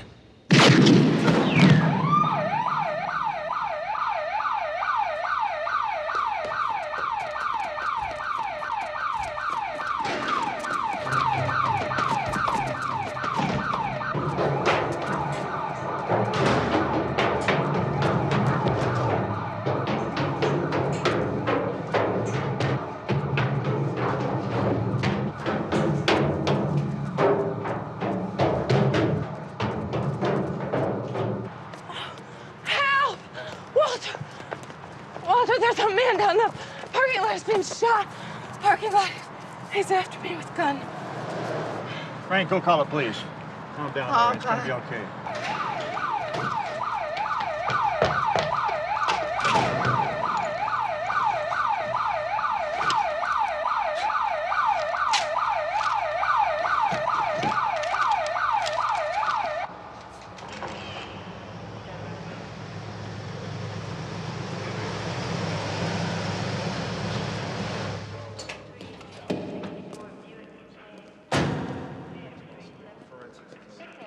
Hi, what's going on?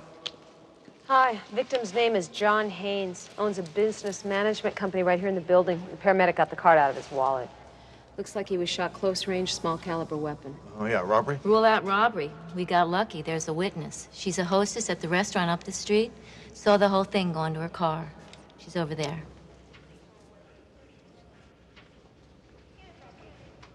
Oh, great, thank you. Listen, I've already spoken with her, and she's kind of upset. So why don't you go easy with her? Use a little bit of your charm, okay? It'll help us out. Lori Sanders, this is my partner, Sergeant Hunter. Hi. Lori Conway? Rick! My God, what are you doing here? Well, you met my partner, Sergeant McCall. Laura and I went to high school together. Are you all right? Yeah. You feel like talking to us and telling us what happened?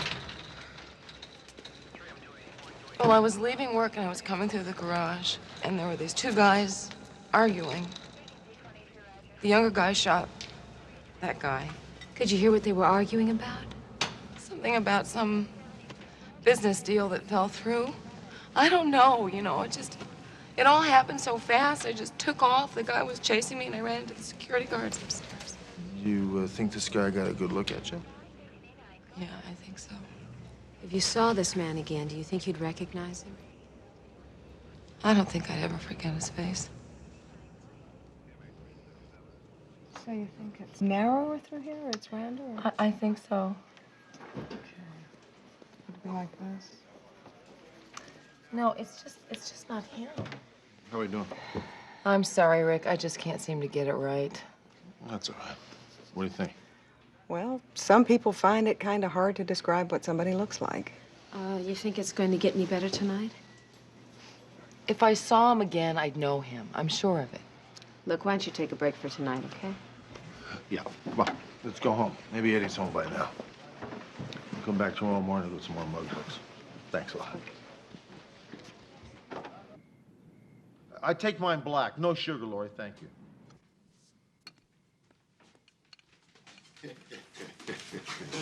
What's so funny?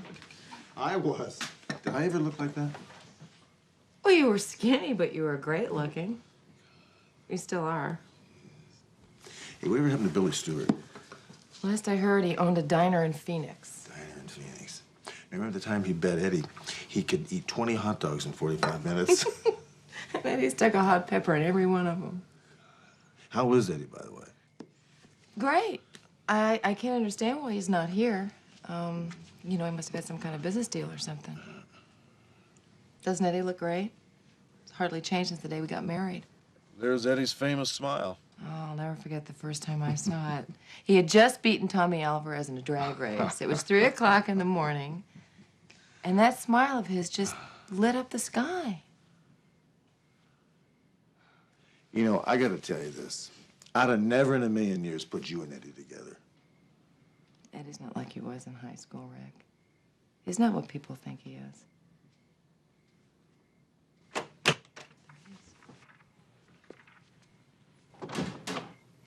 you okay?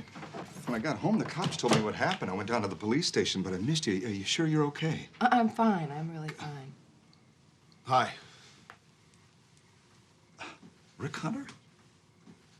He's a police officer. He's handling the case. Good to see you, Eddie. It's been a long time, Rick. Yeah, how you been? Yeah, great. Good. If anything would have happened to you, baby, I don't know what I'd do. Come here.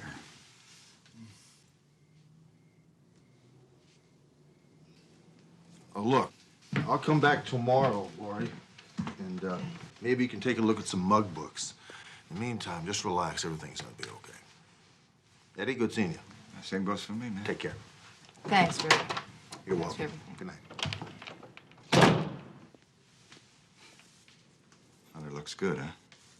Yeah, he does. You sure you're okay? Well, I am now that you're home. You know, I've told you before, I really don't want you to work nights. Eddie, I have to work. Well, not for long. I got a job offer in San Diego. Sales rep for a shipping company. All I got to do is fly down in the morning and talk dollars. Oh, that's great. Look, I'm a little short. I'm going to need some cash to get down there. Oh, Eddie, I gave you money on Wednesday. But I had to buy a suit. You know, I got to look good for those guys. You understand, don't you, honey? Yeah. Yeah, you understand. I love you, baby.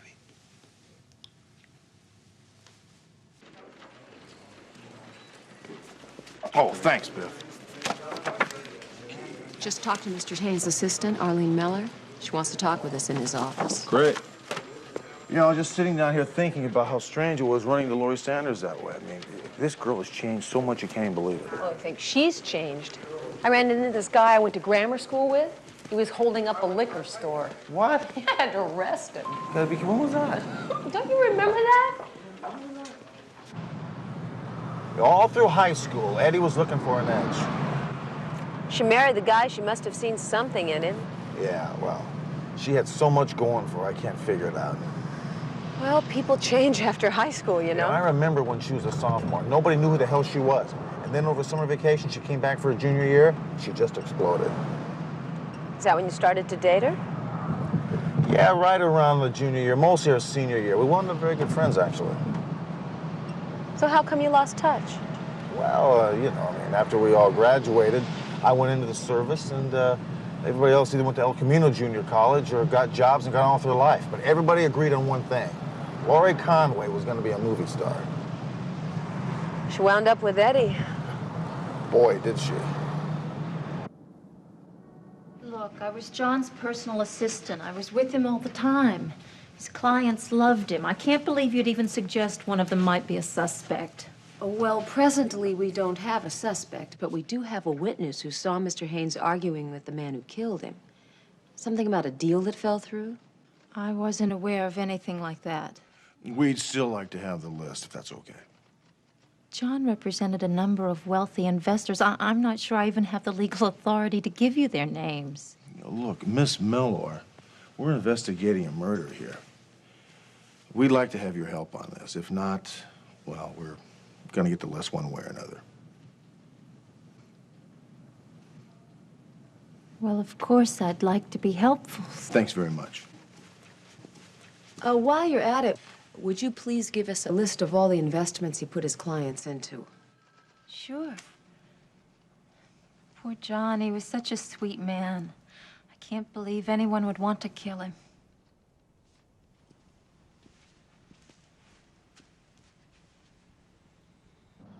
I had no other choice. But did you have to kill him? He found out about the land deal that we pulled down in Texas. He was going to pull all of his investors off of Palm Breeze Estates. Now, that's $13 million, Mason. Plus the $2 million of his own. There had to be a better way to deal with Haynes. He was also going to go to the police. I just couldn't let that happen. Okay. Okay, you did what you had to do. But, we still got one little problem, though. I don't want to hear about more problems. A woman saw me do it. Damn, Burke. Can she identify you? I don't know, but I can't take that chance. Palm Breeze Estates. Hang on, it's for you. Hello? 2 detectives were just here. I had to give them John's client list and also the companies his clients invested in. Al, I'm scared. Listen, just relax. Everything will be fine. Look, I gotta go. Yeah, I'll see you tonight. Bye.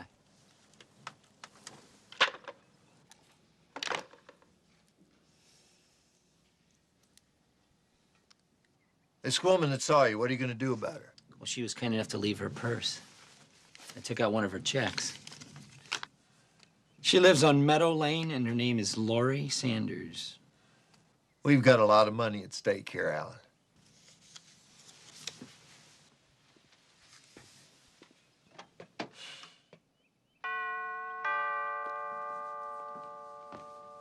Who is it? It's me, Mrs. Patelli.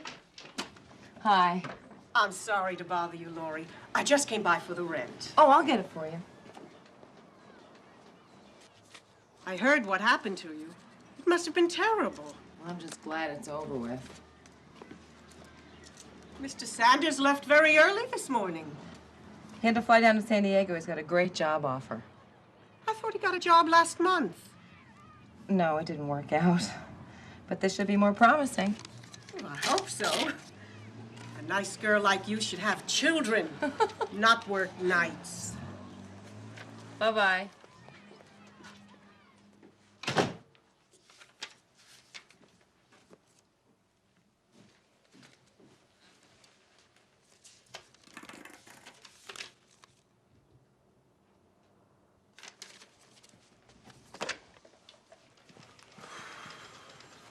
Anything new on the Haynes murder? Hi, Captain. No, Call and I are up to our necks in paperwork here. Well, here's a little more for you. Keep me posted if anything turns up, huh? Great.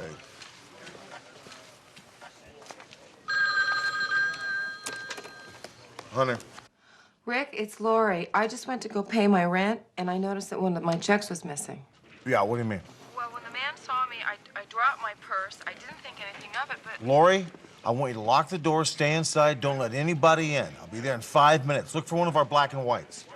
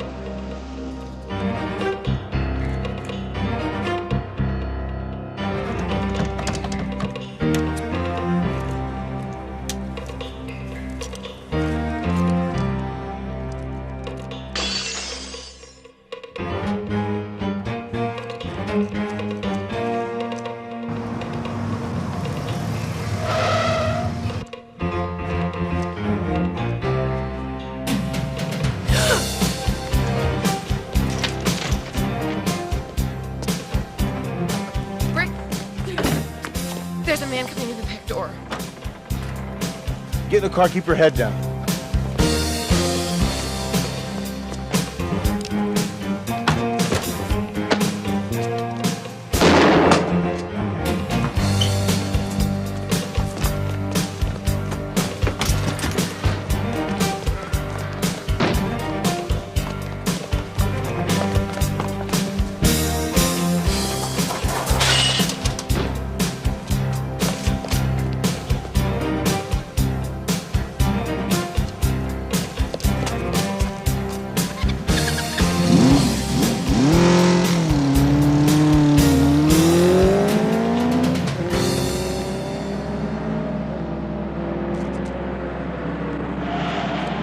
Guy's got a black jacket on, he's riding a red motorcycle.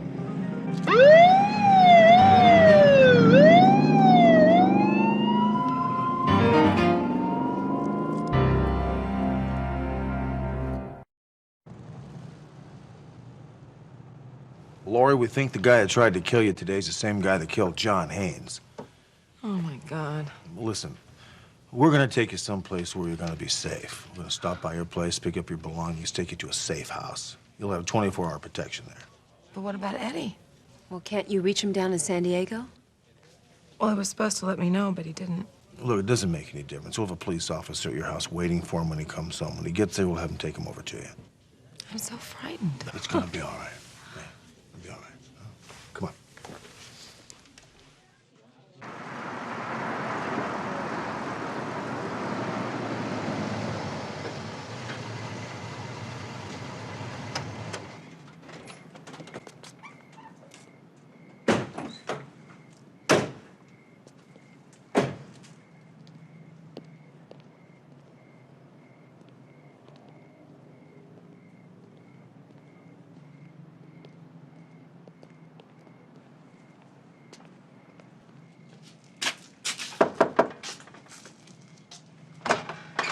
Hey, Hunter. Hi, Don.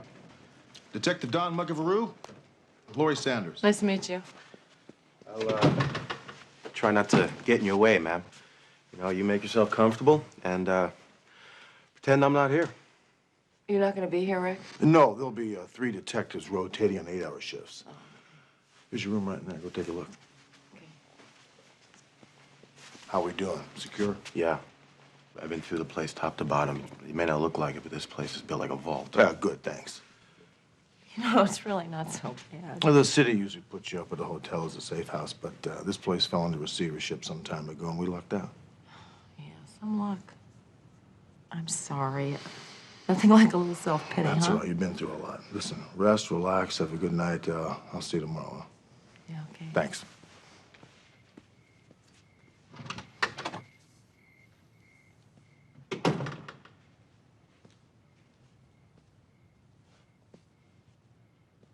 Look, people, when these houses are completed, this is going to be one of the finest residential developments in the area. Now, we intend to pre-sell as many of these homes as possible, so this is your opportunity to get in on the ground floor. The ads will be running in all the newspapers this week, so I suggest that you mobilize your sales forces, start talking to your clients, and we will all be making a lot of money. Thank you, folks. Good luck. Good luck. Mr. Mason. Sergeant Hunter, LAPD. We're talking to all the companies that John Haynes had his clients invested in. That's a real tragedy. John was a nice guy and a smart businessman to boot. Now, I understand he was invested in this project pretty heavily. Oh, you bet. With his death now, how does that affect this project? Shouldn't affect it at all. Most of his clients' money has already been invested. We'll be going ahead of schedule. I see. Do you know if he had a business falling out recently? Well, this is the only project I'm involved with him on. You know if he had any enemies at all? I really didn't know him that well. You didn't know him that well, but he did have $15 million in your project. That's strictly business, Sergeant. I see.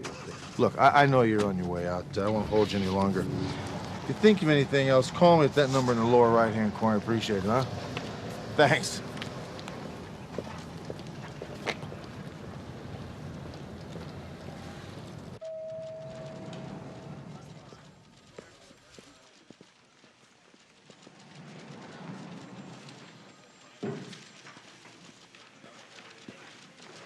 How you doing, Eddie?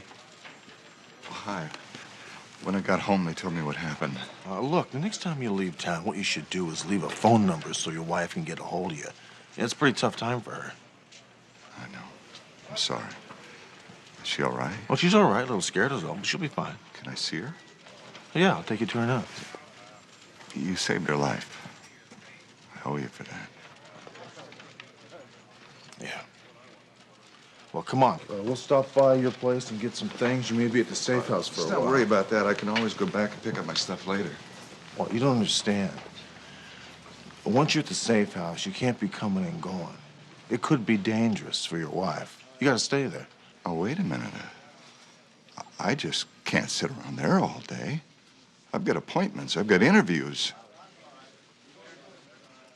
You're asking me to put everything on hold. All right, I'll put you up at a hotel about 2 miles from a safe house.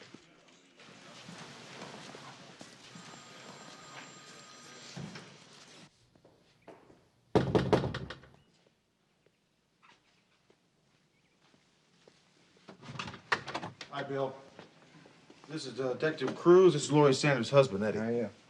How we doing? No problems. Laurie's in the bedroom looking at mug books. Eddie? Oh, baby. I'm so sorry I wasn't here. R and I sent over that information you requested on Steve Mason. Terrific. Thank you very much.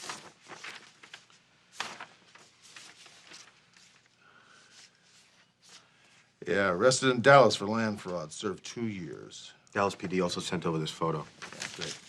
Laurie, I want you to take a look at a photograph here for me.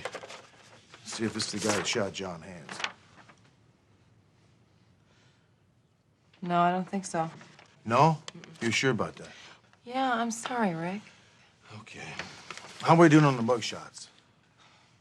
Not very well. I'll keep looking. Look, I was wondering if Laurie and I could be alone for a while. Well, sure. I'll come back and take you over to the hotel. Thanks. Thank you. Okay, Bill. I got you covered.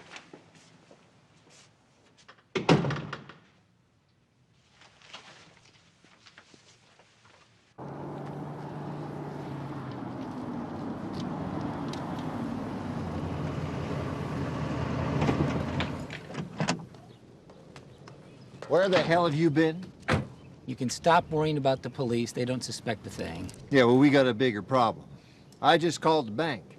Haynes stopped payment on his personal check for $2 million. So? We got plenty of money without it. So I don't like loose ends. Look, relax. Now look, the check will go back to Haynes' office, right? We'll just have Arlene intercept it, and she can cover for us. It's not a problem. This whole thing has gone way too far. Look, you know the best thing you can do is just go about business as usual and forget about the whole thing. It is not a problem.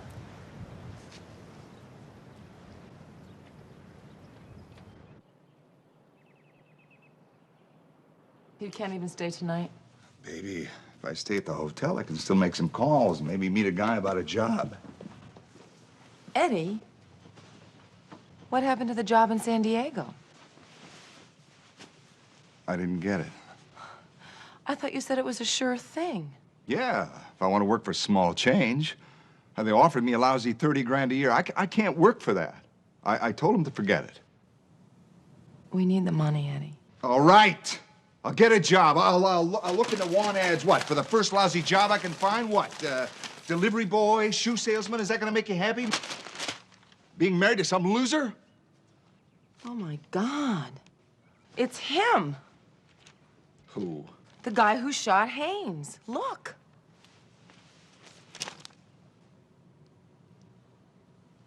You told Hunter this wasn't the guy.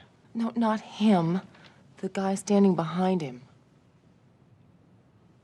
Are you sure? Yeah, I'm gonna call Rick. Put down the phone. What? What's wrong? Just put down the phone. Baby, don't you get it? These guys are very rich. So? So I think our luck is beginning to change. The LAPD doesn't exactly pop for the Ritz, do they? Well, this is a good enough hotel, Eddie. You'll be comfortable there. Hey, why don't we go down to the bar and have a few drinks, talk about the good old days? I don't think so, Eddie. I'm on duty, besides I don't drink. You've never really liked me much, have you? I've always thought you were a jerk, Eddie. I still do. In high school, you're nothing but a con artist. And now you're running around here trying to find a decent job. You know, I have no idea at all what Laurie sees in you. Yeah. It's one thing I always liked about you, Rick. Your honesty. Thank you. I know I haven't been the best husband in the world, but right now things are looking up for Laurie and me. Really? Well, that's good, Eddie. For your sake, as well as Laurie's. See you later.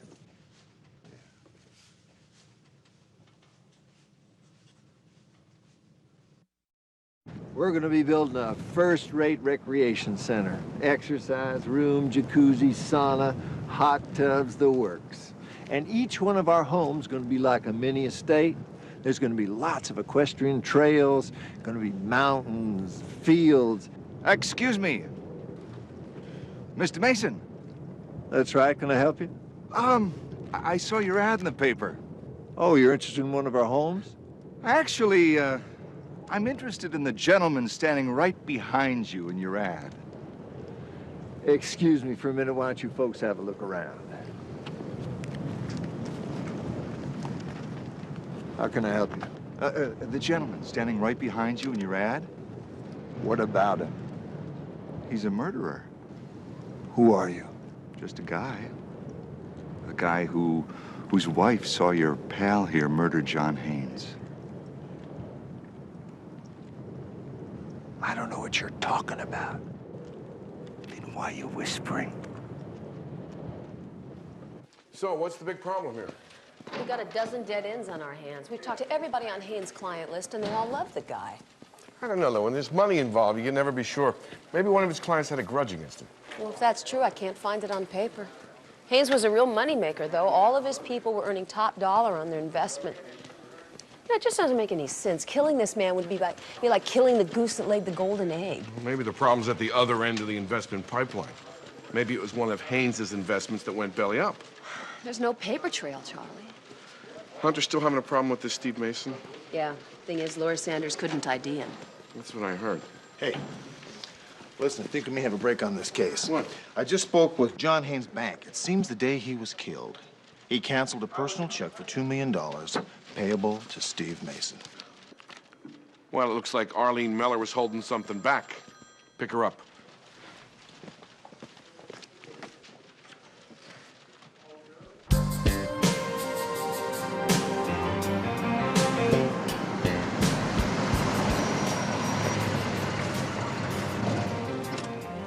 See this guy in a red Corvette? Saw him out of Palm Breeze Estates. Wonder what he's doing there. There's your answer. Kind of cozy, huh? Yeah. Let's go have a chat with him.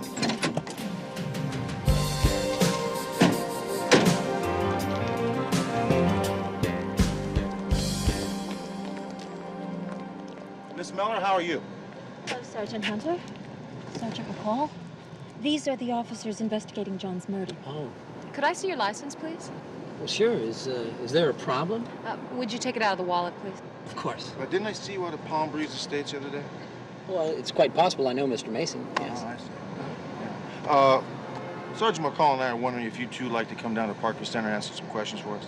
Look, Sergeant, I have a very busy schedule. No, I understand that. I was just thinking that maybe you could shed some light on the Ned Haynes killing. It's not a problem. We'd be glad to come along. Great. Thanks very much.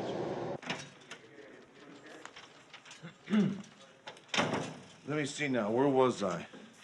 Oh, yes. So you knew Mr. Haynes put a stop payment on a $2 million personal check to Palm Breeze Estates? Of course I knew. Yeah, do you know why? There could be 100 reasons.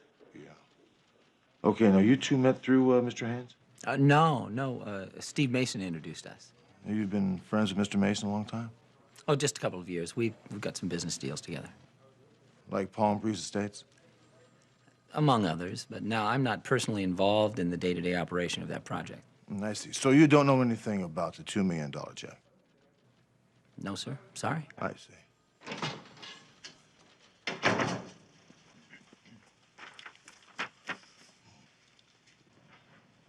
Well, it looks like you were involved with some other things with Mr. Mason, too, like land fraud in Texas. Huh. Arrested for armed assault in New Mexico. Yeah, you got 3 years on that one. Yes, but I was released after 2 years on good behavior. Listen, what's the point here? Well, the point here is that maybe Mr. Haynes found out who he was in business with and decided to pull all of his clients' money out of Palm Breeze Estates. Listen, Sergeant, if you're trying to accuse me... I'm not accusing anybody yet.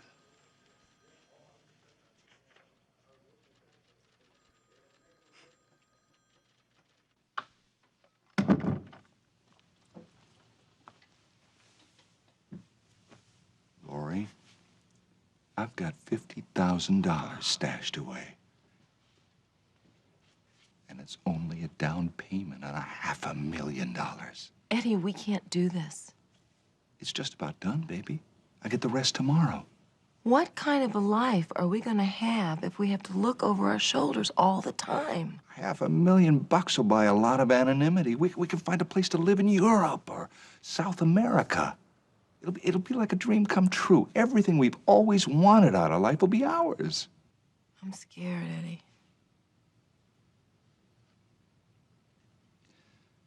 Maybe Hunter was right. You deserve somebody better than me. Rick said that?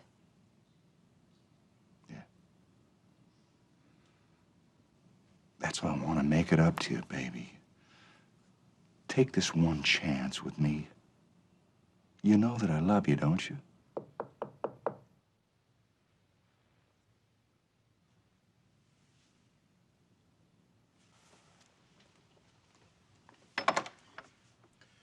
Sergeant Hunter wants me to bring you downtown for a lineup.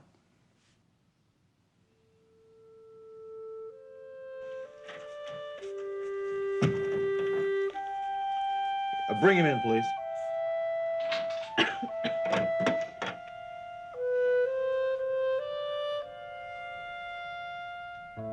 You know, Lori, just relax, take your time, no big rush. Turn and face forward.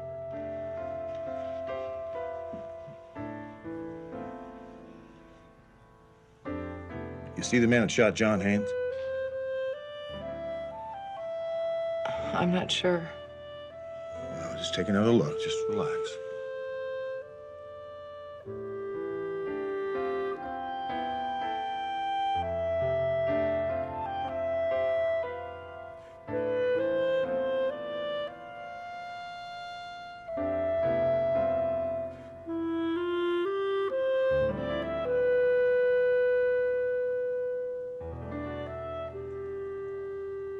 He's not here. Lori, I don't have to tell you how important this is. Please be very sure. I don't see him. Take another look, please. I'm supposed to get a phone. No talking. It's no use. He's not here. No, well, just a second. What's going on here? I'm sorry, Rick. Well, take another look, please. She said she didn't see him. She didn't see him. Yeah, just back out just for a second. Wait a minute, pal. She's my wife, and I'm telling you to stay out of this. Come on, Laurie, let's go back to the safe house. Laurie.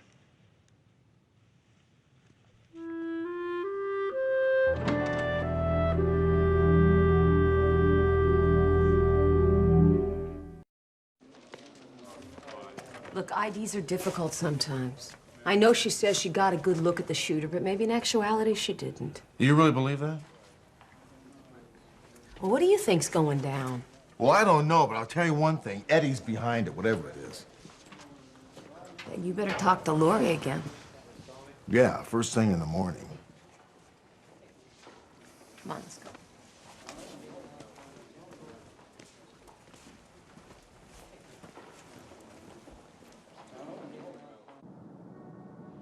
I know what I have to take care of, but I don't have to like it. Oh, come on now, don't put the blame on me. I just did what I had to do. I understand. All right. Goodbye, Eddie Sanders. I have to pay him $500,000 to keep his mouth shut. Mason's right. You know he is. Please, Al. Listen, Mason, give the man his money and let it go. It's the only way. It isn't the only way. If I could find where the police have his wife hidden, I could take care of them both. Please don't talk like that. Oh, hey, honey, Arlene, I'm sorry. Hey, listen, you're right. I'll give him the money, and then that'll be the end of it. Huh? Okay? Okay? Okay.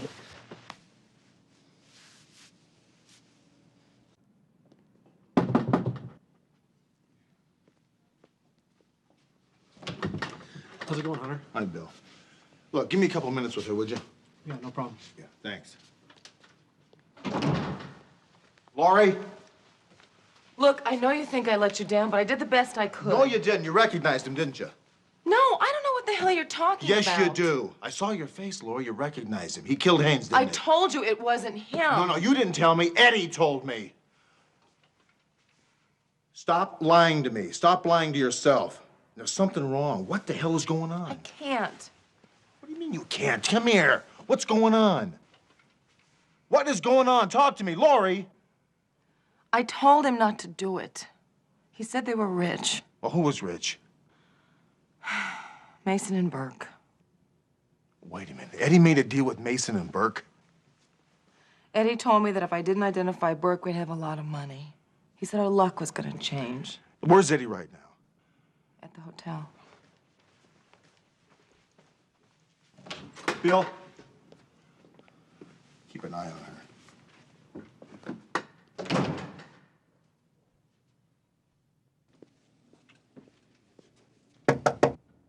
Room service.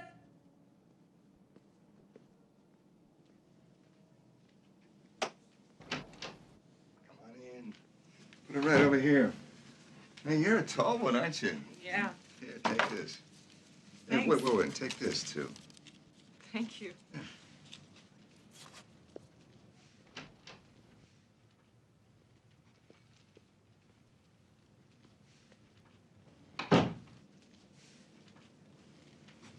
Room service. I thought Mason was going to bring the money. Well, I thought since you're such an admirer of my photograph, it'd be really nice if we met in person. There's something you better remember. If anything happens to me, my wife can change her identification. Come on, Eddie. Relax. Here's your money.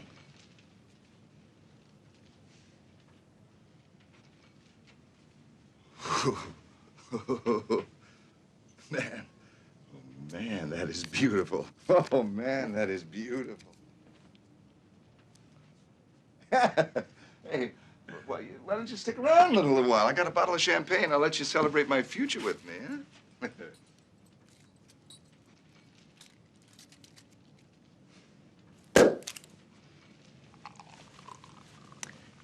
Why not, Eddie? This is William 56. Show McCall and I code 6 at the Seahorse Hotel.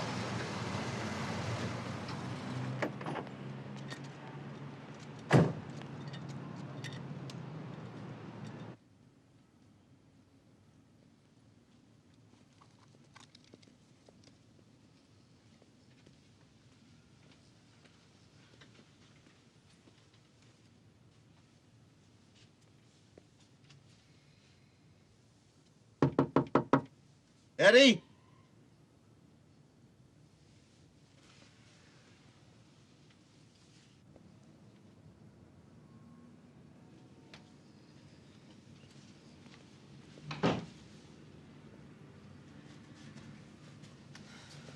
You think Burke did this? Well, if he did, he must know where to find Laurie.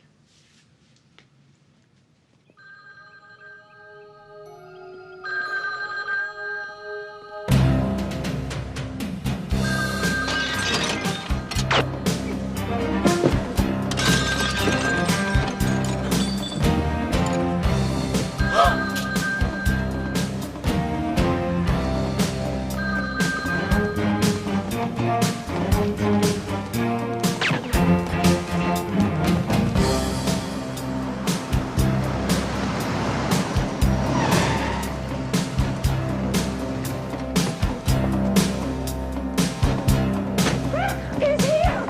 The detective's been shot! Drop the gun right there!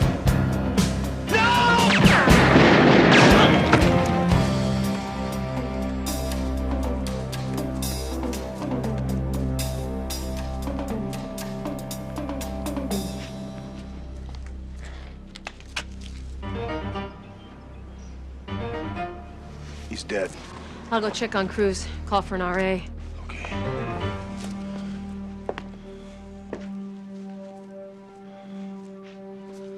How did he find out where I was? Got the address from Eddie. Well, where's Eddie?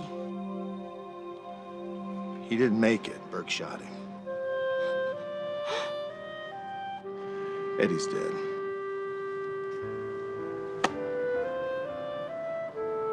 I'm sorry.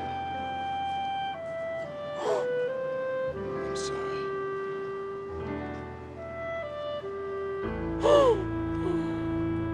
Stephen R&I wants these back as soon as possible. Well, now, wait a minute. He knows I'm keeping him for 2 weeks, doesn't he? He knows that, but sooner's better. Okay. Hunter, did we get back the ballistics on that Campbell case yet? Later today. Oh, that's good. That's good. By the way, the DA decided to give Arlene Meller a deal if she'd roll over on Steve Mason. And she jumped at it, right? Without batting an eye. Rick, Hi. you heard what happened in court? Yeah, well, look, 2 years probation isn't bad.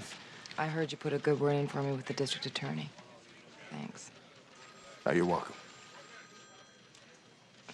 Rick, I just wanted to say how sorry I am. I knew what Eddie wanted me to do was wrong. I just didn't know how to say no. I guess that was always the problem I had with Eddie. Listen, forget about it. What are you gonna do now? I don't know. I've been doing a lot of thinking in the past 3 weeks.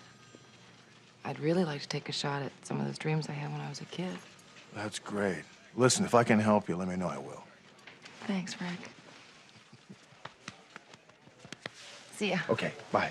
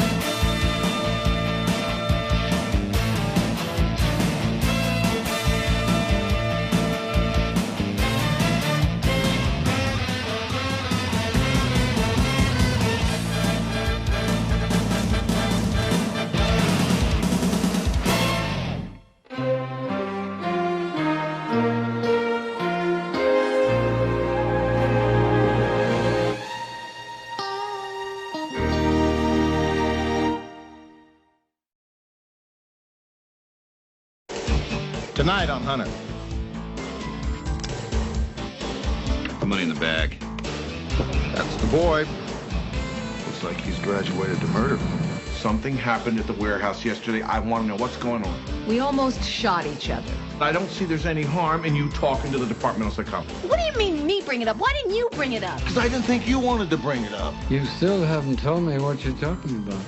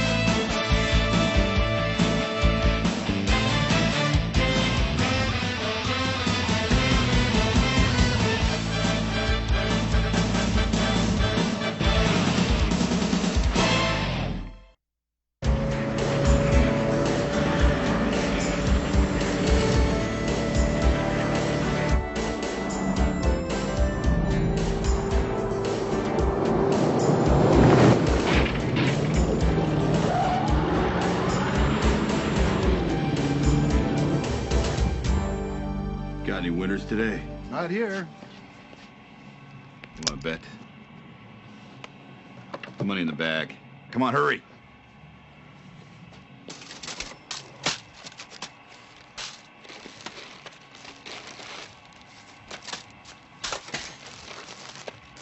Hurry up, come on.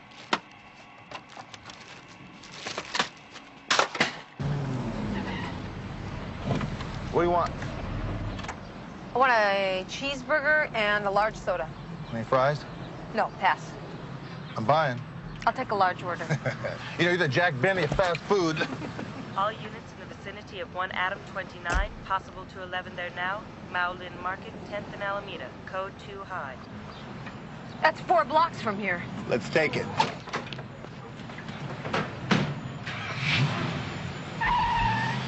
Hurry up! Take it and go.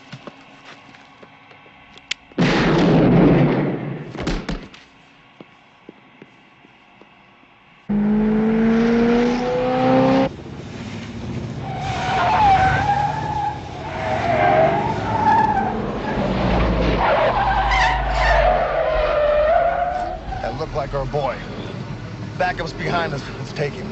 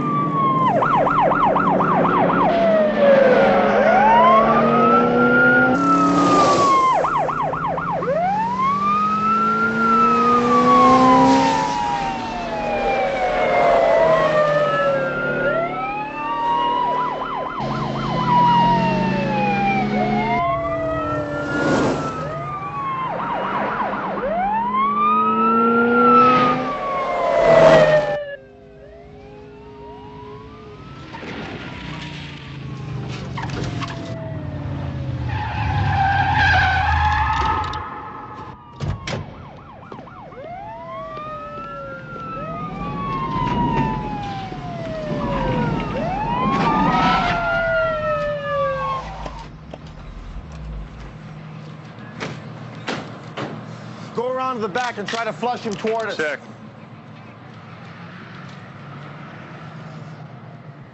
Check the van.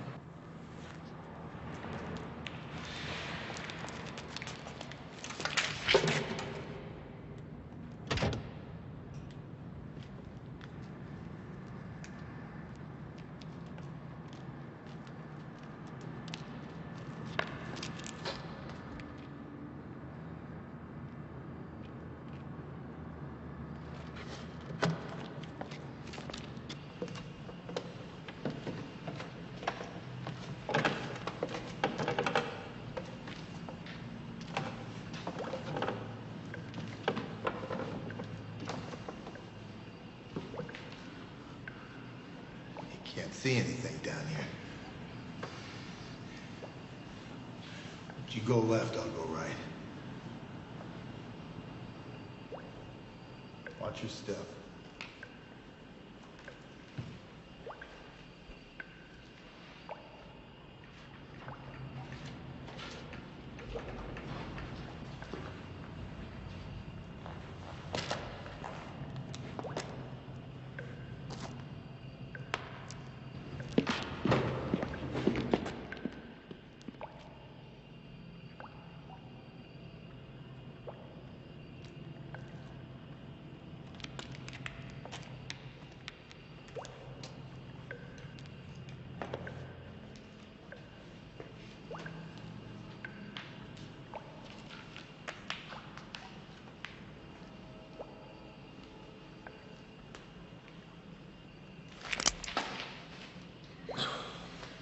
What are you doing? I thought you were gonna go left. I heard a noise behind you. You heard a noise. That was me. You heard me. This place is like an echo chamber. What's up? You see him? What do you mean, what's up? Did I see him? Didn't you see him? No, not a trace. What's that? I'll go out the back way.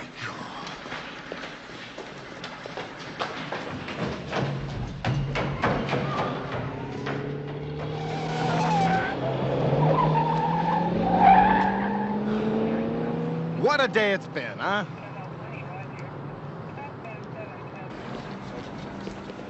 Followed him into a warehouse and I heard this noise and I doubled back and he must have gotten by me. Would you get a license of the car he was driving? It'll be in the report, Captain. Excuse me, Sergeant Hunter. They just found your car. It was left abandoned a couple miles from the warehouse. Abandoned? That'll be in the report as well, Captain. Captain Devane? Lieutenant Malone, nice to see you. Your captain said you were on your way down. Lieutenant Malone, this is Sergeant Hunter and McCall. Lieutenant, how are you? Good to see you. Rick, it's been a long time. McCall? Lieutenant? Hunter and I worked a case together 3 years ago. Yeah, but she wasn't a lieutenant then. Well, I had a few lucky breaks. Oh, well, I think it was a little bit more than luck. Lieutenant Malone's been working at Hollenbeck in the robbery division. Her captain called this morning, said they may be looking for this guy. His name's Mick Stryber. He hits lotto places Wednesdays and Saturdays when there's been a big score. Up until now, that's as bad as it's been. Well, McCall and I got a pretty good look at our guy. Is this him? That's the boy. Looks like your boy's graduated America.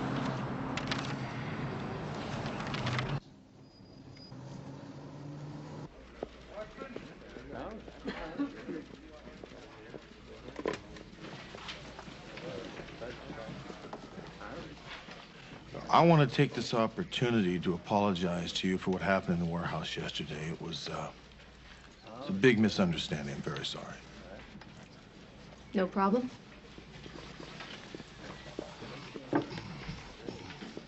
Oh, Megan sent over all of her information on Stryber. How considerate of her. Is something bothering you? Just making a statement. You know, I think we're going to need some help on this Stryber case. I was thinking about asking Lieutenant Malone to join us. She's been working on this Stryber case for, what, 2 months now, and she hasn't gotten the guy? So I think we can just read her reports. What do you think? Well, I disagree. I think that Lieutenant Malone's a very good police officer, and we do need all the help we can get on this case. That's right. That's right. I'm going to talk to her captain. Good, Joe. Thanks. What's going on with you?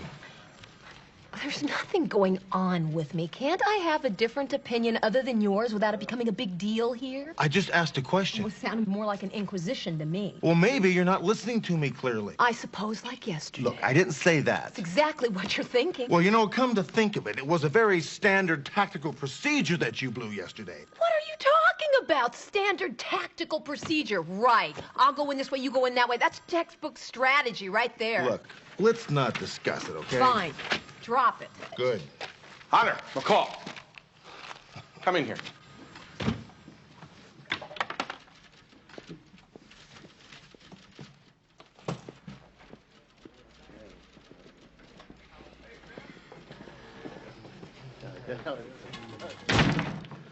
All right.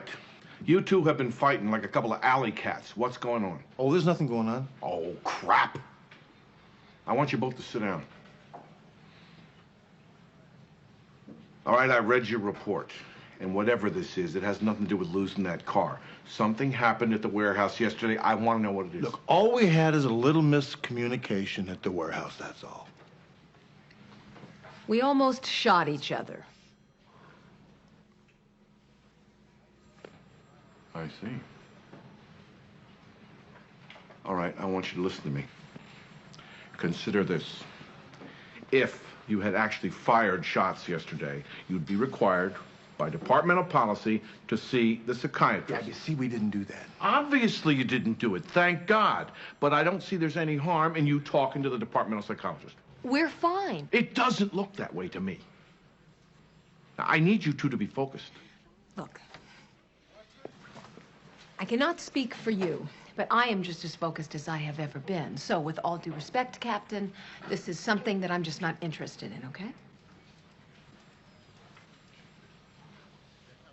Well, me either. I think you are both making a big mistake. Well, we have a lot of work to do on the Stryber case. So, Something is wrong here. Yeah. Don't worry. We'll figure it out.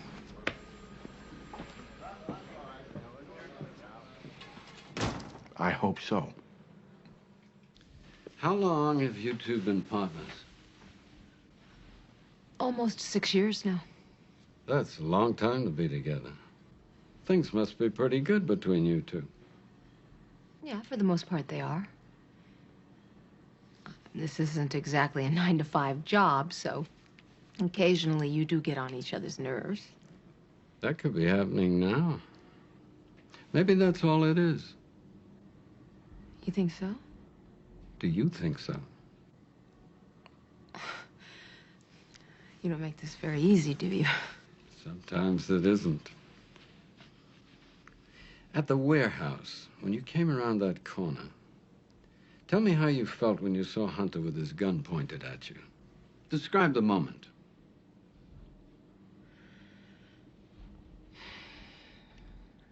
Well, it's just like everything goes into slow motion.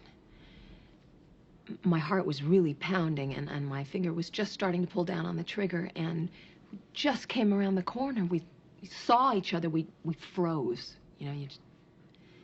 And in that instant, one of you could have died. Yeah. But sometimes things like that do happen. That is part of the job. It's what happened afterwards. We had gone back to the crime scene, and we are doing our job just like we always do. And up steps this Lieutenant Malone from robbery, who just completely takes over. And that bothered you. Well, yes, it bothered me. I'm just standing there, and all of a sudden, she and Hunter are just talking up a storm, and oh, remember this, and all about these old times, and I felt like I felt like I wasn't even there. Well, the lieutenant's a woman. Right? Yeah, she's a woman, but that's not really the issue here. It's, you see, this is the second time this has happened. Tell me about the first time. Well, I don't know. I don't think it's that important. It may be. It won't hurt to tell me. Well, it was 3 years ago. I'd just gotten back from the 6-week training course that the FBI gives over at Quantico. I walk in, and there's Hunter with Megan sitting at my desk. And they're both very wrapped up in the D'Angelo case, which, by the way, was mine before I left. I talked to a friend in the DA's office. The warrants are no problem. You do such good work. Oh, hi, McCall. Welcome back. Hi. I was just on my way back from the airport, and I figured I'd stop by. Yeah, Megan Malone, Dee Dee McCall. Hi. Hello. Rick, we don't want to be late for the DA's. Oh, you're right. Our case is the D'Angelo case. D'Angelo case? I thought that was thrown out in arraignment. We reopened it. Yeah, we got some new leads. Listen, we'll take care of this. Why don't you go home and relax? Change your clothes. How did you feel about that? I felt left out. It was like I wasn't even there. He wasn't glad to see me, or I felt very left out. It seems to me that you and Sergeant Hunter have some unfinished business. This is a pretty safe place to talk about it. Would you be willing to talk with him here? Well, me? Yeah, but he would never come in here. People change. Keep it in mind. Anyway, our time is up. I'd like us to keep talking. You game for another appointment? Yeah, I guess so. Good. Same time tomorrow? Yes. Thanks.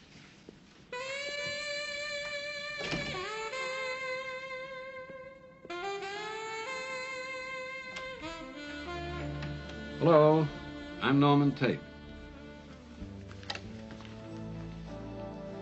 Dr. Tate, how are you? Have you ever been to a therapist before? No. You see, there's nothing that a shrink can do for me that a good game of golf can't. You're pretty emphatic about that. Does being here bother you? No. Now, look, Dr. Tate, I'm sure you're a very good doctor, helped many, many people. I'm here because my partner has a problem with us. Therefore, I have a problem with us. Now, I'm here to try to make some sense of it, try to solve the problem. Uh-huh. Now, normally, she's quite reasonable about these things, but lately it's become, well... You're afraid it's going to get in the way of your work. You're right. You've been partners for 6 years. Maybe you two are on burnout. Yeah, I don't think so. Has she ever been like this before? No. No. Except for the D'Angelo case. What happened in the D'Angelo case? That was the year that McCall took the FBI's forensic course at Quantico, Virginia. Another detective was temporarily assigned as my partner. And who was that? Megan Malone. How did that work out? Sergeant Malone had a knack for making things happen, which explains one of the reasons she's a lieutenant today. I think McCall felt guilty about being away. I mean, especially after we had opened up the D'Angelo case. That was her case. As a matter of fact, I had to talk her into taking some time off. McCall, it's good to see you. You're finally back. Well, no one knows the D'Angelo case better than I do. Well, you know, Megan has some interesting points in that case. Why don't you fill her in? Oh, no, you go ahead. I mean, I think Dee Dee should know where the case has gone. Well, all right. Now, your theory was that D'Angelo killed his partner, Clay, because Clay found out that D'Angelo was embezzling from their company, right? Right. Well, excuse me, it wasn't the case at all. You see, Clay found out that D'Angelo had a mistress. Now, D'Angelo's wife was the one in the family with the money, and he couldn't afford a divorce, so Clay was blackmailing him. Well, that's a very interesting angle. Do you have any proof? She's working on that right now. Great.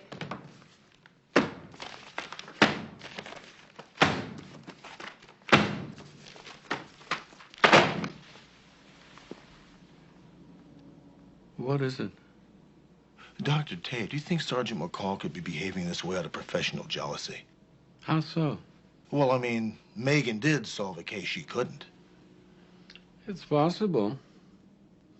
It does strike me as more than just coincidental that Megan was around both times you noticed your partner acting strangely. Would you and McCall consider talking about this together? You could do it here. You're not going to get her to come in here, Doc. Not in a million years.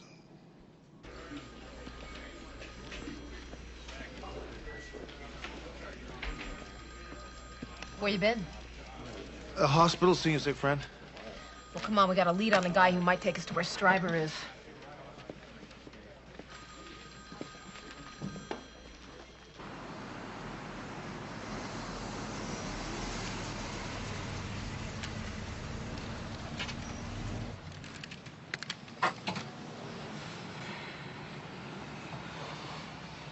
How's your friend doing? He's doing just fine. What's wrong with him? Got a bad liver. Had to take it out. What do you mean they had to take it out? Just what I said.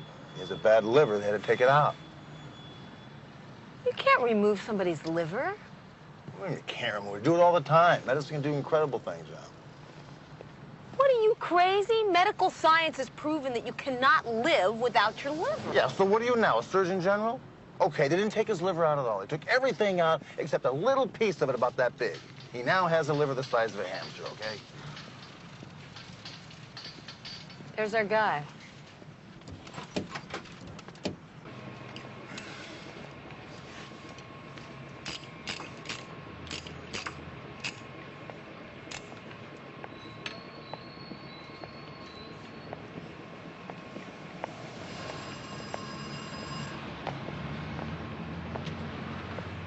Earl Bingham? Who wants to know? I do. How much longer is this gonna go on? Until I get some answers. I don't know how many different ways I can tell you. I ain't seen Stryber in months. That's not good enough, Earl. Hey, I want to see a lawyer. I got my rights. All right, I'll get you an attorney. But I'm not through with you yet.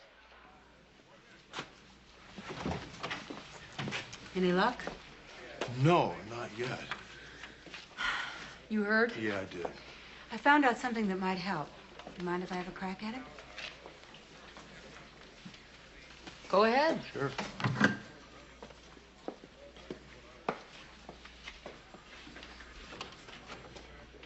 Funny, you don't look like my lawyer. You're not going to need one. We're cutting you loose. Good. On your way out, say hi to an old acquaintance of yours out there, a fence named Rivera. We picked him up, told him someone had snitched him off.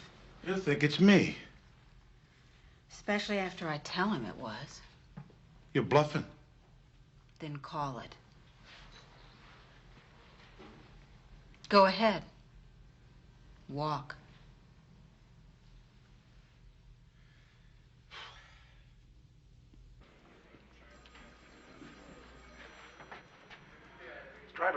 Stryber's got a girl named Susie at the Malabar Arms in Montebello. I've been there, and that's all I know.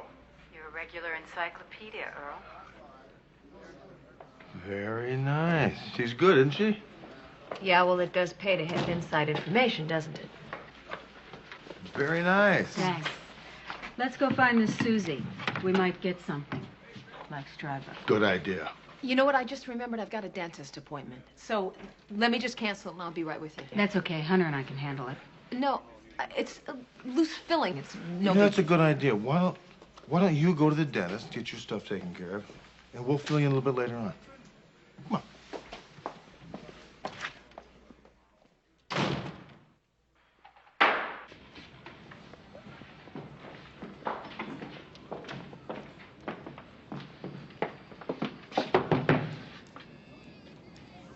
Police, open up.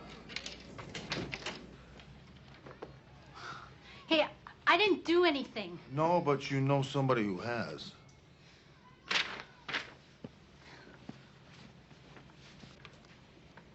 I don't know him. Look, Stryber is a killer. You don't want to be hooked up with him, Susie.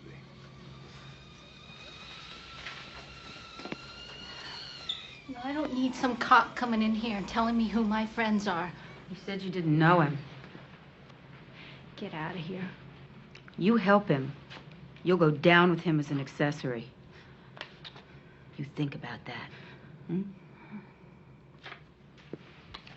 If you see Stryber, give me a call.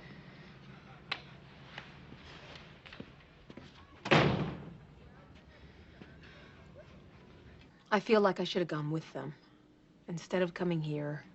I just don't know that this is really doing an awful lot of good. I see some progress already. Really? It's just seeing Megan again. It felt like 3 years ago. The D'Angelo case, wasn't it? Yeah, right. And, you know, even then, she was on the fast track. See, we knew that D'Angelo had killed his partner, so she wanted to set a trap for him.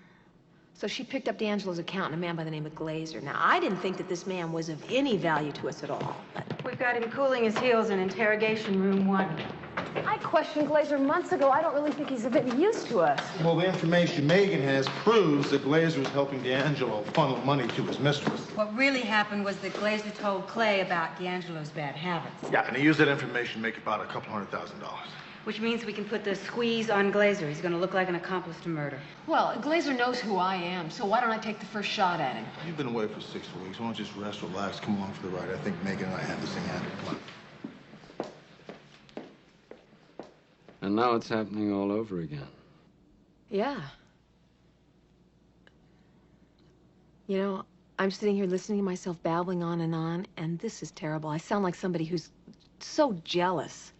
Are you jealous of Megan? I don't think so. I don't know. I mean, it's not like me to be envious of somebody just because they get ahead. That's an interesting phrase, just because. Do you think there could be another reason why you feel jealous?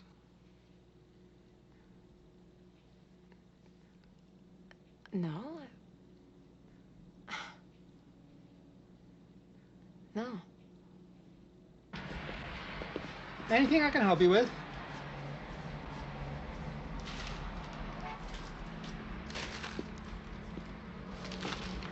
Okay, Pops. Fill it up. And don't forget the lottery money. Come on! Hurry! Okay, okay!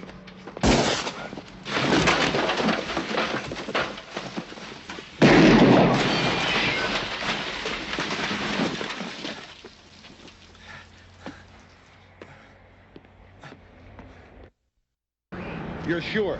Yeah, that's him, all right. Give me 367. How is he?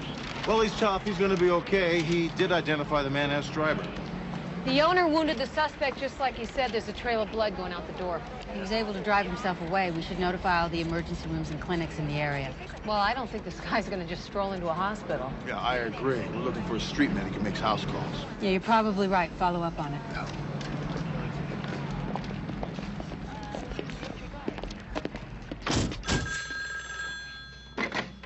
Hello? That's me. Where are you? The usual place. You know that doc you told me about? Get him. Get him fast.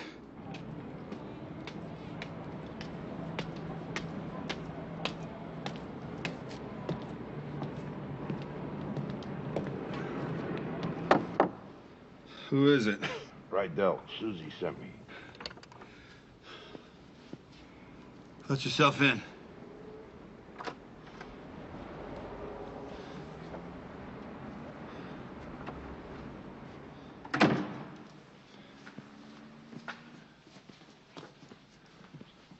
I get paid in advance.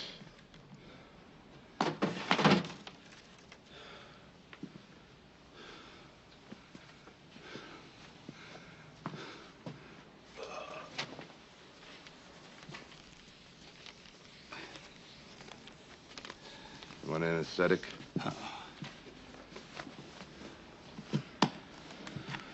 Well, if you change your mind, you just yell.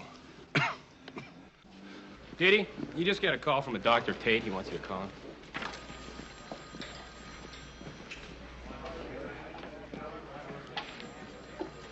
Dr. Tate? Gee, would that be the department psychiatrist? I just made an inquiry. An inquiry. That inquiry wouldn't be yesterday's dental appointment now, would it? How do you know that Dr. Tate is the department psychiatrist? That's common knowledge. Really? Yeah. Even though he's filling in for the regular psychiatrist who's on vacation? I'm very well informed. Uh-huh. How's your friend's liver? I'm sorry my phone message let the cat out of the bag. But I'm very glad you decided to come here and work this out together. You know, it's interesting you both chose to discuss the same events. In particular, the first time you worked with Megan Malone. Why is that, do you think? You talked about Megan Malone? Yeah, what's the big deal? It's not a big deal. I just didn't think she was that important to you. Yeah, she's not that important to me. Wait. We might get further if we pick up where you left off last time, Dee Dee. Yeah, where was that? You said D'Angelo's accountant, Glazer, rolled over on his boss. Yeah, I remember that. Please, I'd like Dee Dee to finish the story.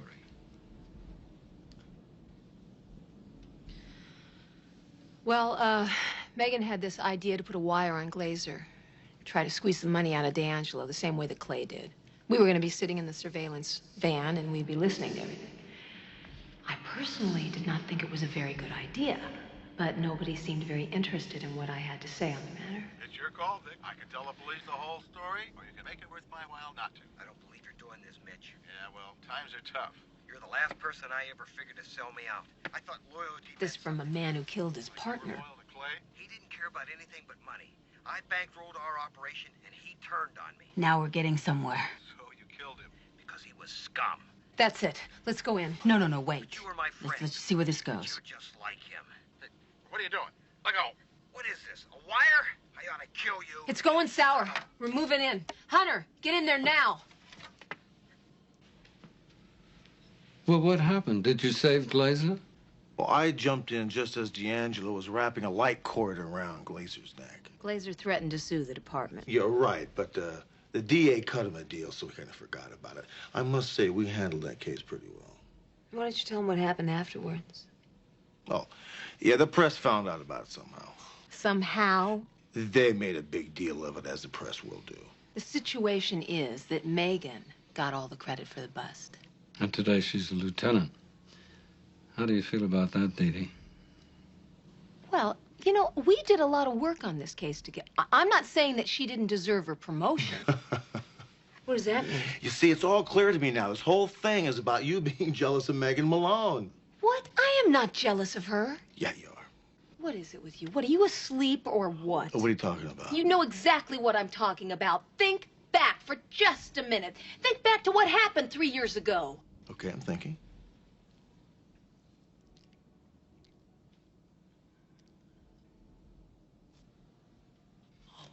Now he gets it. Nothing ever happened between Megan Malone and me. I don't care if it... This is not about Megan. This is about after what happened. I leave for 6 weeks. I come back, and I needed to talk to you. I couldn't. There you were with Megan everywhere you went. You both were together. I needed to talk to you. I needed to connect with you after what happened. After what happened? Just a second, please. Look, I called you twice a week. All you ever talked about was Quantico this, Quantico that, your work. You never once brought it up. Bring what up? Well, you know, on the phone, you didn't exactly sound like... Wait a minute, what do you mean me bring it up? Why didn't you bring it up? Because I didn't think you wanted to bring it up. Why wouldn't I want to talk about it? I have no idea. See? Why is it that a woman always has to carry the ball in an emotional involvement? You still haven't told me what you're talking about.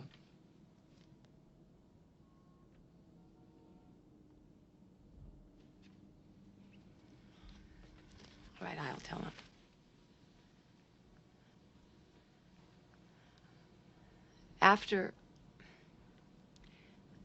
Before I left for Quantico,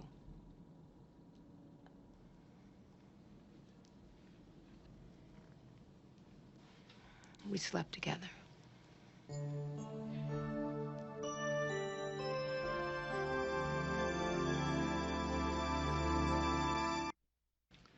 Do either of you want to talk about it?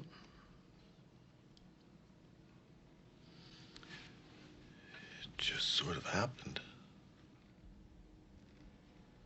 Dee Dee?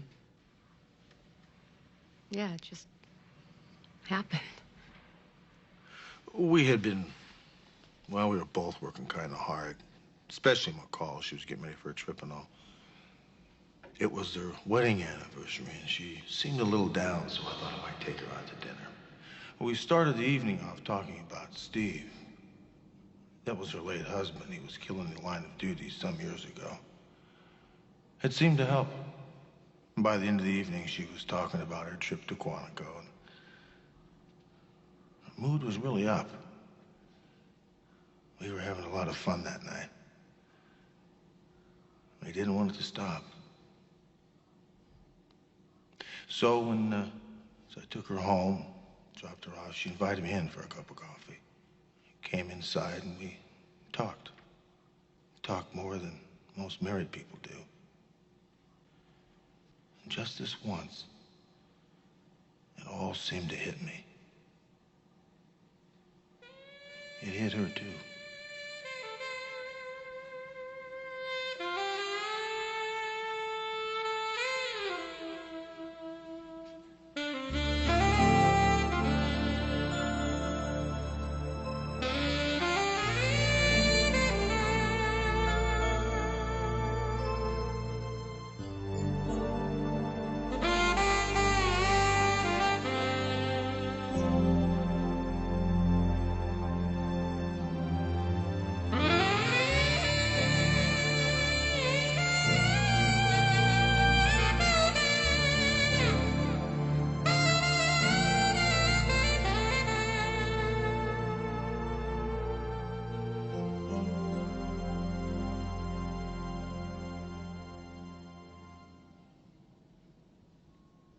The next morning, you left for Quantico. Yeah. How did you feel? Great. I felt great. Didn't even bother me that I was leaving town the next morning.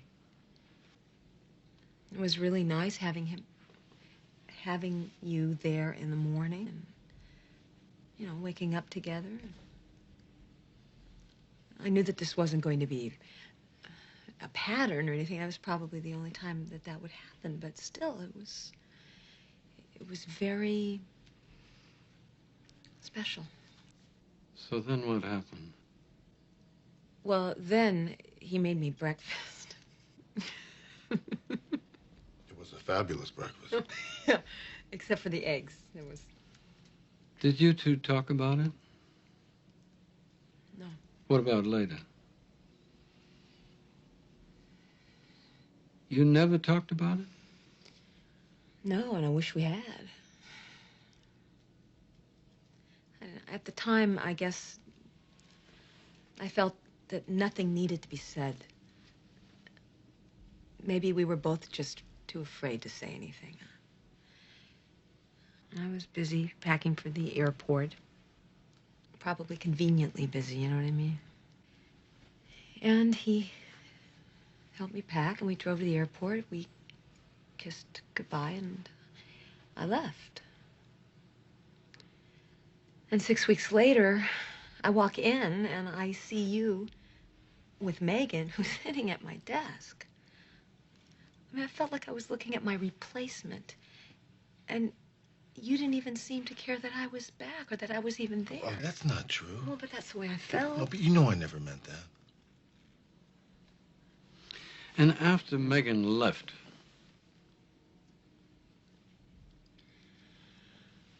well, after she left, it was just like, you know, we turned the clock back. It was as if it never happened at all. except it did happen. What about you, Rick? How did you feel? I thought about it a lot. No. I asked you how you felt.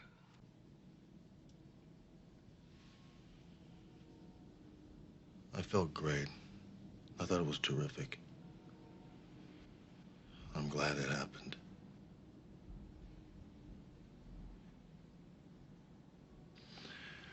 But as time went on, I just pushed it aside. Look, what happened between us evolved. I just didn't think it needed to be explained at the time. And then the more time that went by, the more I pushed it away, the more I got afraid of looking at it. I didn't want to risk losing my friendship with her. I didn't want to lose my partner. Excuse me, that's the emergency line. Yes. Okay, I'll tell him. That was for you. Lieutenant Malone wants to see you right away. The surveillance paid off. Susie's on the move. She's on foot, carrying a suitcase. She's going to Stride. Fantastic. Here's the phone list you wanted. Thank you. What's that? I was right. Susie called this sleazebag ex-paramedic named Radial. Well, we can follow that up later. She's leading us now to Stryver. You know, I don't think so. I think this suitcase deal is one of the oldest tricks in the book. So what do you suggest? I think we got to sweat Rydell, and we got to do it now. I think she's right. We should go for Radial. You know, after all this work, you could miss the bus. Oh, I don't think so. Okay, I'll keep my people on Susie. Thanks, Lieutenant. Come on.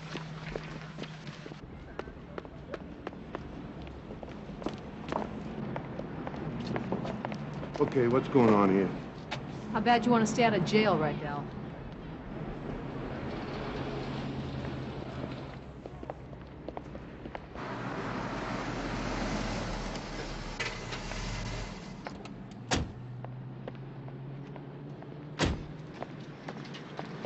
Hey, why don't you go check it out? I'll call in. We're in the manager's office. 1 William 156. We are at Olympic and Crenshaw, code 6. Roger that, 56.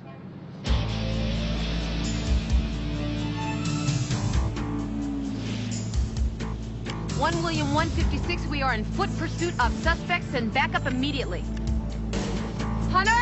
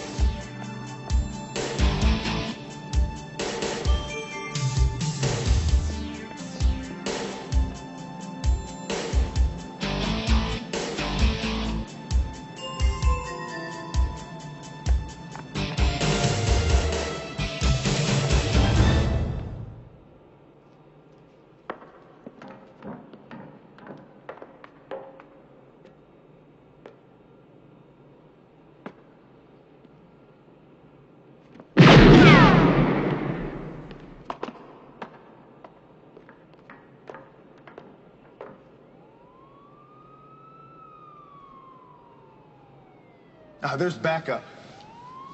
Look, I got an idea.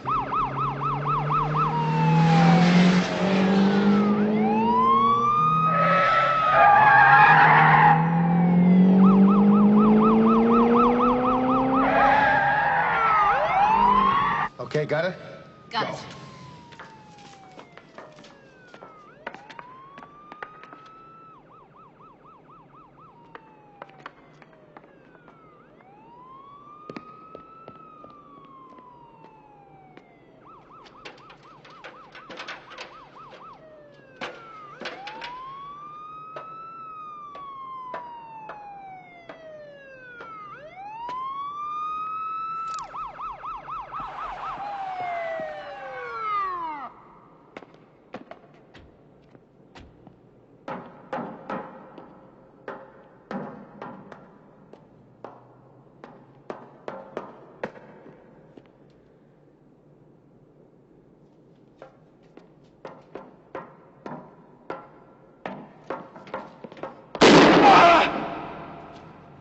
Drop it!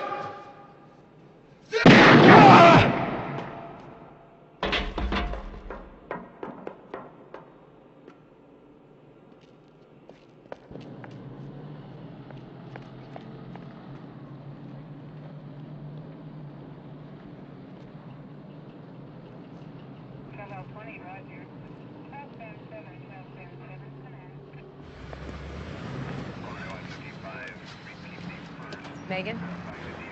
Dee Dee? You won't have me on your back anymore. I didn't think of you as on my back.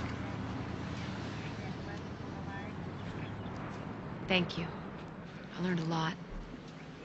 I learned a lot about myself by working with you. Thanks. Thank you. Thanks, Lieutenant. Good luck, guys. Well, where would you like to go to get something to eat to figure out what we're going to put in this report? I'm not really hungry. Why don't we just do the report and drop me off at my house?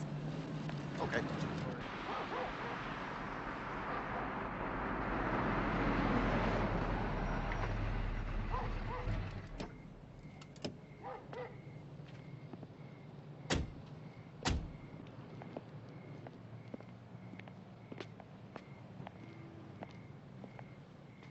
Been quite a week. Glad this case is over with. Me too.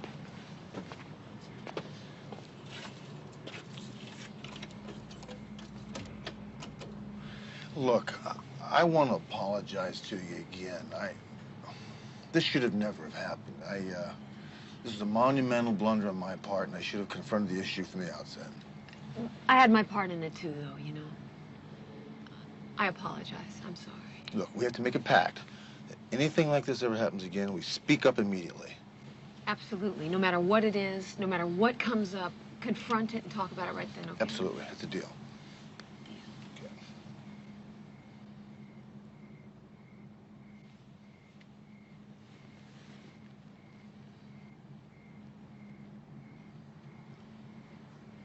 want to come in for coffee.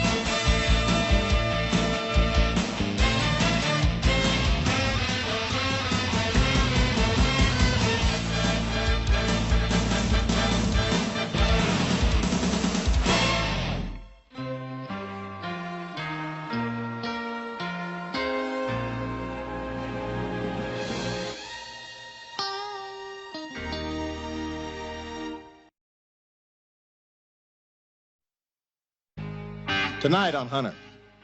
Prison authorities say Cooley took his own life. Was that the same Douglas Cooley that you prosecuted? It was one of my last cases before I became a judge.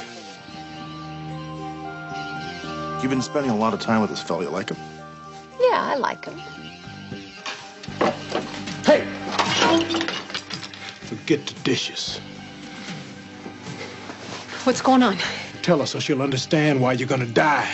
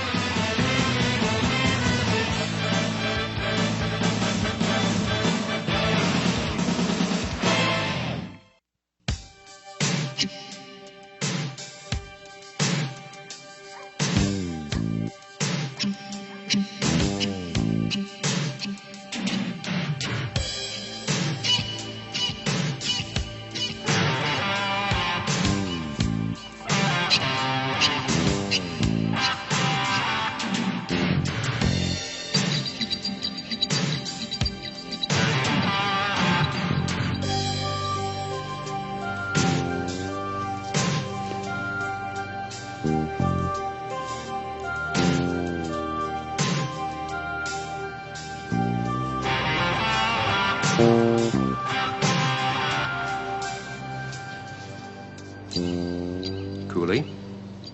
Cooley?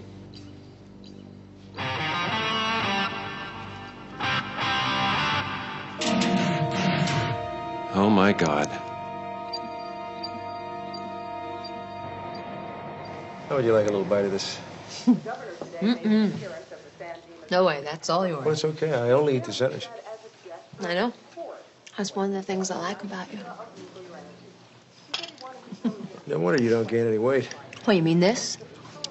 Michael, it's not how you eat, it's what you eat. I mean, look at your dish. You have a plate that's filled with nothing but salt and carbohydrates and sugar and preservatives and fat. I have a plate that's filled with sustaining, nourishing food. And this is vitamin C, it's fresh fruit, it's iron. This is going to sustain me through the day. You sound like my doctor. Well, you can't expect to keep yourself going through a long day on nothing but a sweet roll and a cup of coffee. Are you a little worried about me? Maybe just a little. You know, you could really become a habit with me. Sounds like a Gershwin song. Morning, Dee Dee. Judge Hayworth. How you doing, Art? You really enjoyed that. I know he did. I hate it when that happens. Don't worry, don't worry. I'll get even with him next time he's in my courtroom. You promise? Mm-hmm. Where were we? Unfortunately, I have to get going. I have a possible suspect on that arson fire, the one that happened over on Flower Street. Where the janitor was killed? Yeah, it was pretty unfortunate, too. I really hope this witness pulls through. I'd like to get this guy. You will. You will. In other news, convicted murderer Donald Cooley was found dead in his cell in Fenwick Prison last night. Prisoners already say Cooley took his own life, slashing his wrists with a spoon filed to razor sharpness. You may recall Cooley was convicted in the rape and strangulation murder of his girlfriend, Terry Lincoln, a 17-year-old Harbor Hills High School senior. The high school cheerleader was murdered in March of 1987. Her body was found in an alley in West Hollywood. Cooley, who was 18 at the time, was given a life sentence. The young man who claimed he was innocent had to be dragged from the courtroom after his sentencing. And now the Southland weather. Oh, was that the same Douglas Cooley that you prosecuted? One of the last cases I did before I became a judge. I'm sorry to hear that happened. Yeah. Raped and murdered that girl. It's hard to be sorry for him. You've got an arsonist to catch. Check, please. Mr. Levy, how you doing? I'm working on it. Everything all right? A headache, a little indigestion, an occupational hazard when you're my age. So take my advice. Stay young. I'm going to do it. Now, look, if you're tired, we can take you home and come back tomorrow, you know. Oh, no. The man who died in that fire was a friend. I want you to find who did it. Thank you very much, Mr. Levy. Now, look, when you're finished with these 2 books, here's 2 more for you. Okay. Thank you very much. Oh, yeah. Hi. What's up? Sorry I'm late. I had to run a couple errands. And... Were we having breakfast with the judge we know? How did you know? A good detective knows everything. Yeah, and a few of them have big mouths. Now, look, you've been spending a lot of time with this fellow. You like him? Yeah, I like him. This is good. Oh, I saw on the TV the report about Cooley. That was Michael's case, wasn't it? Yeah, it was. How's he feel about it? Well, you know, he said that it didn't bother him, but in reality, I think it did. So how's Mr. Levy doing on the ID? Oh, yeah. Well, so far okay, but you know what? Considering his eyesight, I don't put too much faith in him being able to pick out the photograph out of the mug book. Although he says if the guy's in there, he will find him. Sergeant Hunter!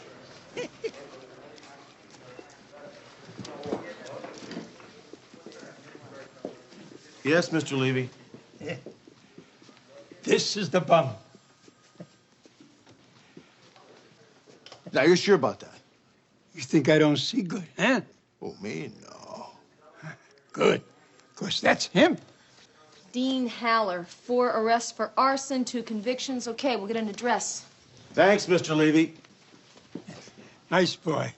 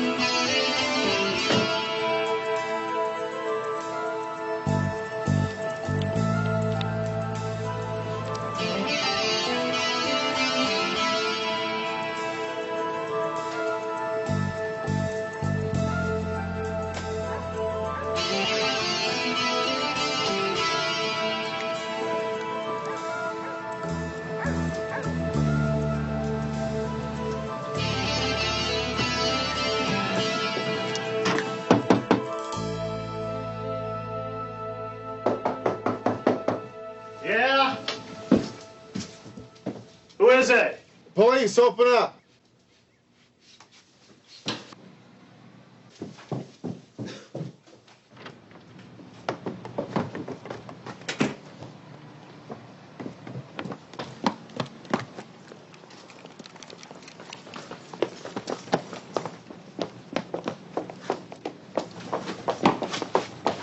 Hey, what's going on here? Just shut up and turn around. Don't make any stupid moves.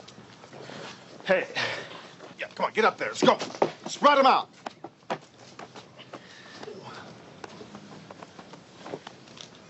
Yeah, what do you got in here? Oh, good, a cigarette lighter. Put your right hand behind your head. Let's go.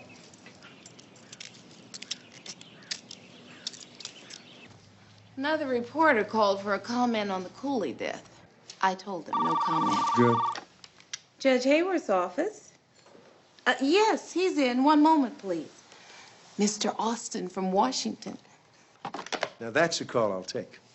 Line 2. I'm keeping both my fingers crossed. Judge Hayward's office?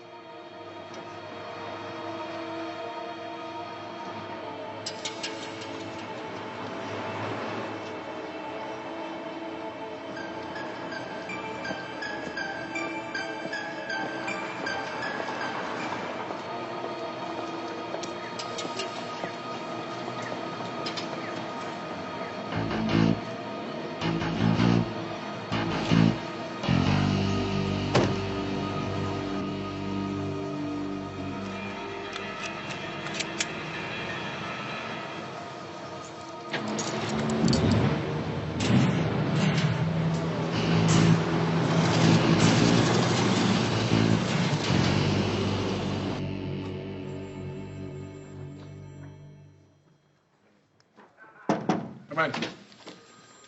Any luck? You're like this. Howler claims he's had extensive therapy in the joint. Doesn't like fires anymore. The lab boy is over at his house right now checking it out. He's a liar. Yeah. My biggest problem here, Charlie, is getting Mr. Levy to pick Howler out of the lineup. Well, Mr. Levy's feeling a little under the weather, so I sent him home. Maybe you ought to have somebody pick him up, say around 5. Yeah, I'll pick him up personally at 5 o'clock. Thanks.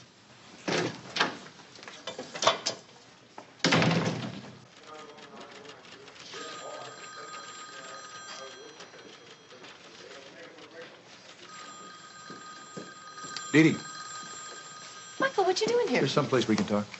Sure, is anything wrong? No, everything's fine. Can we go in there? Yeah, no problem.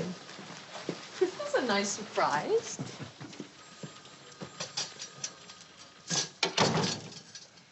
Tell me.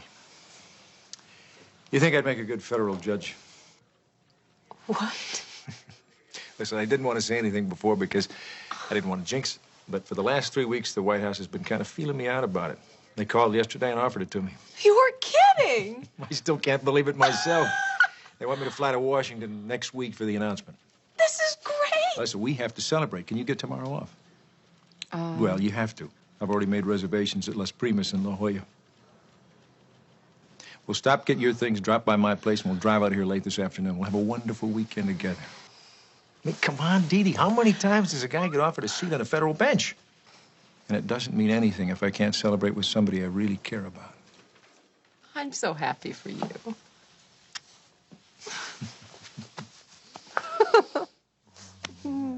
I have a couple of days vacation time coming, so... It's quite all right. Don't fret. Have a good time. I'll pick up Mr. Levy at 5 o'clock, and if he identifies Mr. Howler in the lineup, we'll have an open and shut case. Great. Okay, my notes on the Haller investigation are on my desk.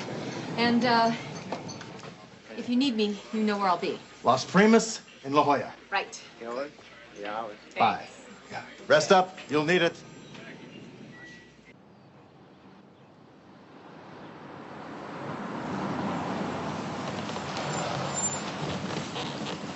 Well, home sweet home. All right, listen. I'm going to throw a few things in a bag, and then we'll get out of here. Okay. Then we're going to go to your house and get that racket. You want me to buy you a new one?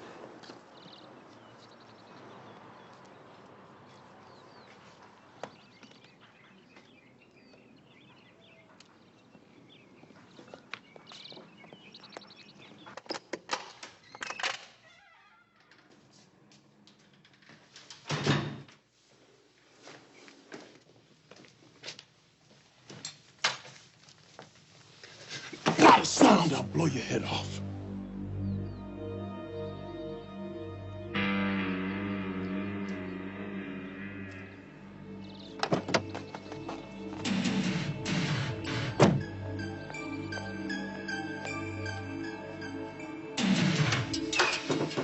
Michael?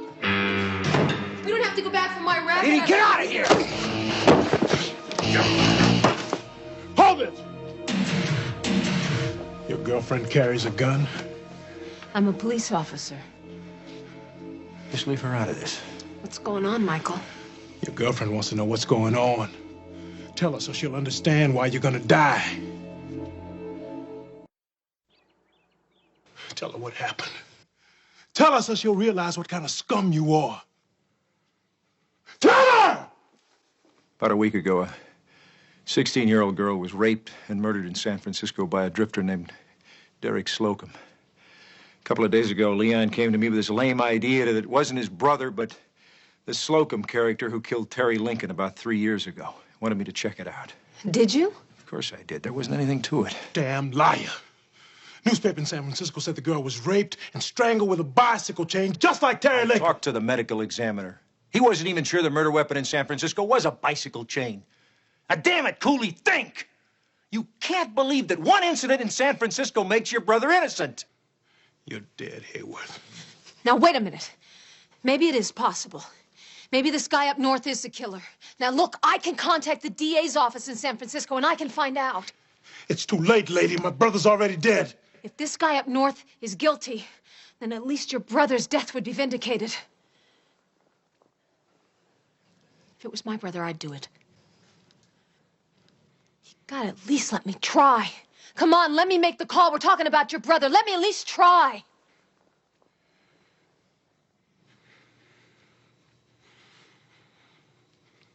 Make the call.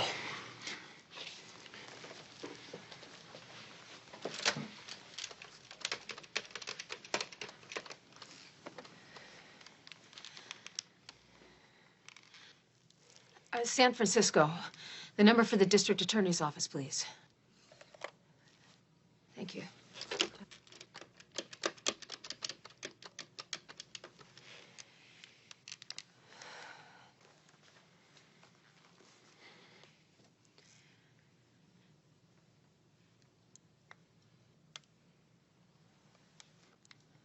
It's recording after hours. We can call back in the morning. We'll wait till morning.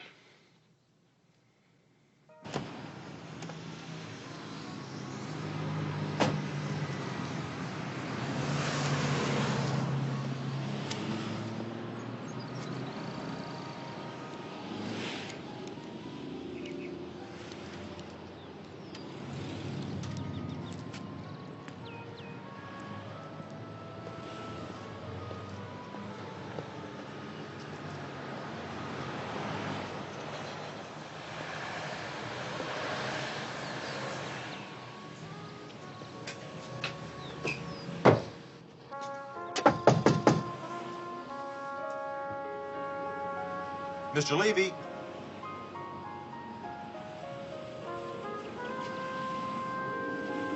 Mr. Levy, Sergeant Hunter.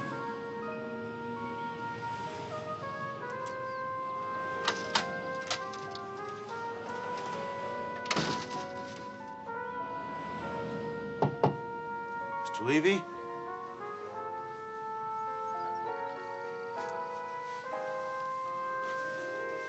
Mr. Levy, it's 5 o'clock.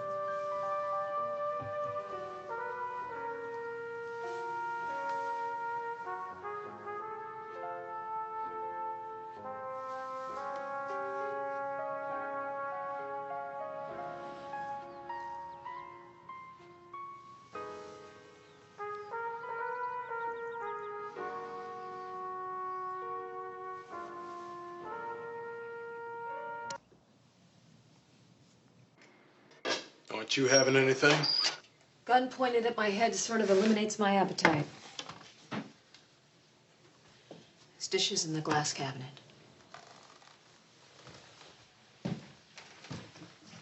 What is it with this guy? He's got Got nothing decent to eat in the house, but he got plenty of dishes. Guy's got everything anybody could want, but he didn't have the time to see if my brother was innocent. Maybe he wasn't. Listen to me. I've been in trouble most of my life. I've been in the joint twice already. One time for armed robbery, one time for shooting a guy. I've done a lot of bad things, but I'm not proud of it. That's why I made sure that Douglas wouldn't end up like I did. All we ever had was each other. But he ain't never been in trouble. You know, he had a scholarship to the college he went to. Man, I've seen a lot of punk killers in the joint, but not Douglas. He would never kill anybody. Yeah, well, the jury thought he did. They were wrong. Don't you think I know that every guy in the joint cops to being innocent? I did it myself. But Douglas was innocent.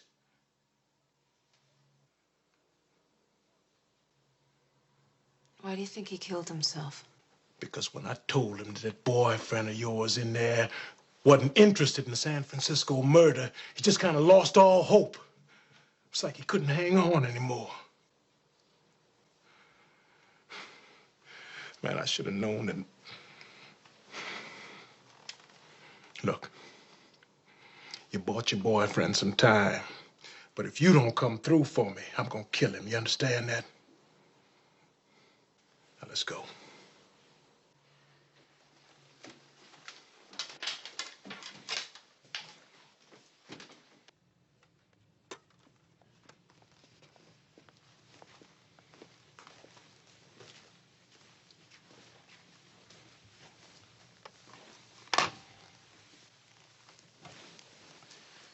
Time to eat, Your Honor. I have to untie him. I'll let you feed him. Now look, Cooley. Look, why don't you just eat? It's gonna be a long night.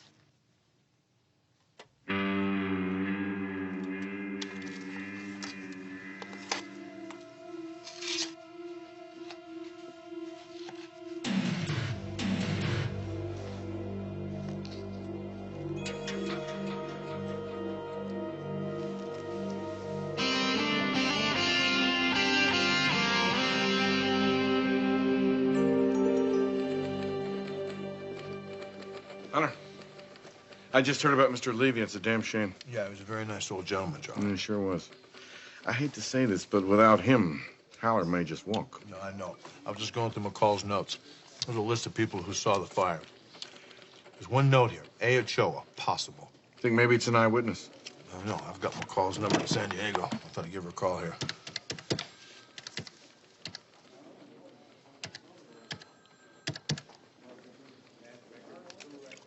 Las Primas Hotel. Judge Hayworth's room, please. Oh, Judge Hayworth is not here as yet. They're not? Would you care to leave a message?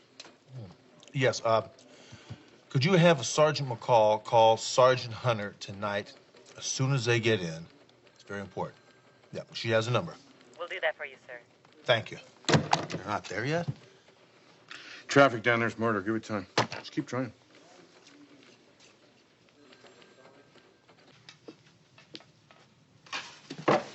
Hey! Forget the dishes. Sit down. What are you gonna do? Put your hands behind your back. Now, I'm gonna put your boyfriend's car in the garage, and I'm gonna get me some sleep.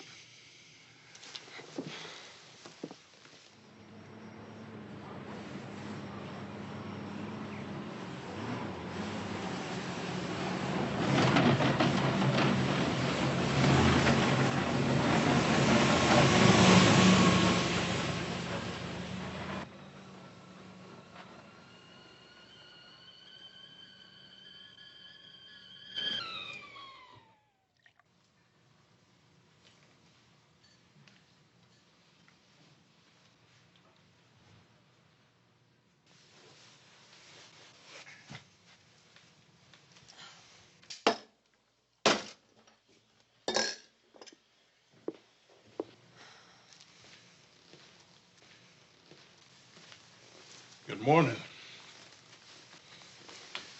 It's time to make that call. That's for you, so you'll be alert. What about him? I like him better with his mouth shut.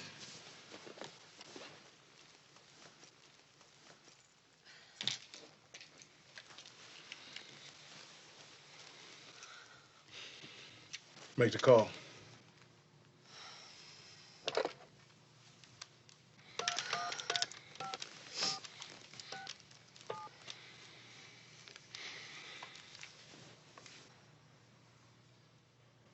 Yes.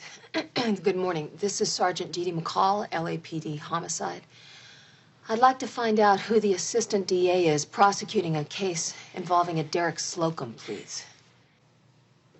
Eleanor Pearson. Yes, would you ring? Thank you. Well, do you know when she'll be back? It's very important that I speak with her. Yes, right. The case is involving Derek Slocum, right. Correct, Sergeant McCall, yeah. Yeah, please have her call me. It's urgent. 213-555-0278. Thank you. I'm getting tired of waiting. We don't have a choice. I got a choice.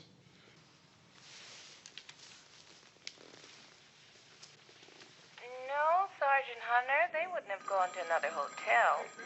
It's the only place that Judge Hayworth would stay in La Jolla. You know, it might be possible that they haven't left yet. Yeah, could you give me the judge's home phone number? 555-2078. Thanks a lot. It's got to be the call. Okay, pick it up. Hello? McCall, where the hell you been? I've been calling all over town for you. I thought you'd be in La Jolla by now. Hi. We got a late start, and we stayed over the night. You know how it is. Oh, couldn't wait, huh? Yeah. Get rid of him. Yeah, McCall. Yeah, I'm here. You all right? Yeah, I'm just kind of tired. Well, look, make sure you guys rest up now before you get on the freeway. You understand me? Yeah, I will.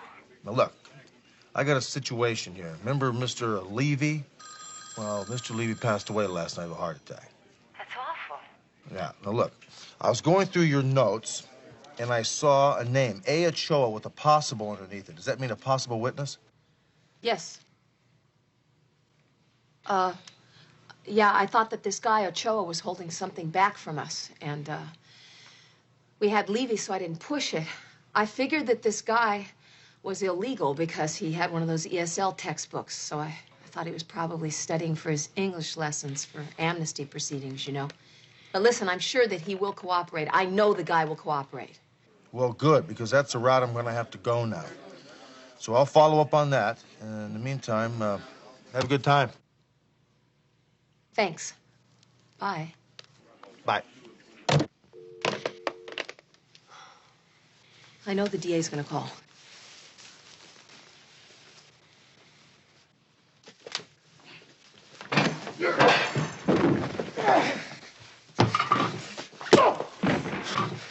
Hold it! Don't even think about it.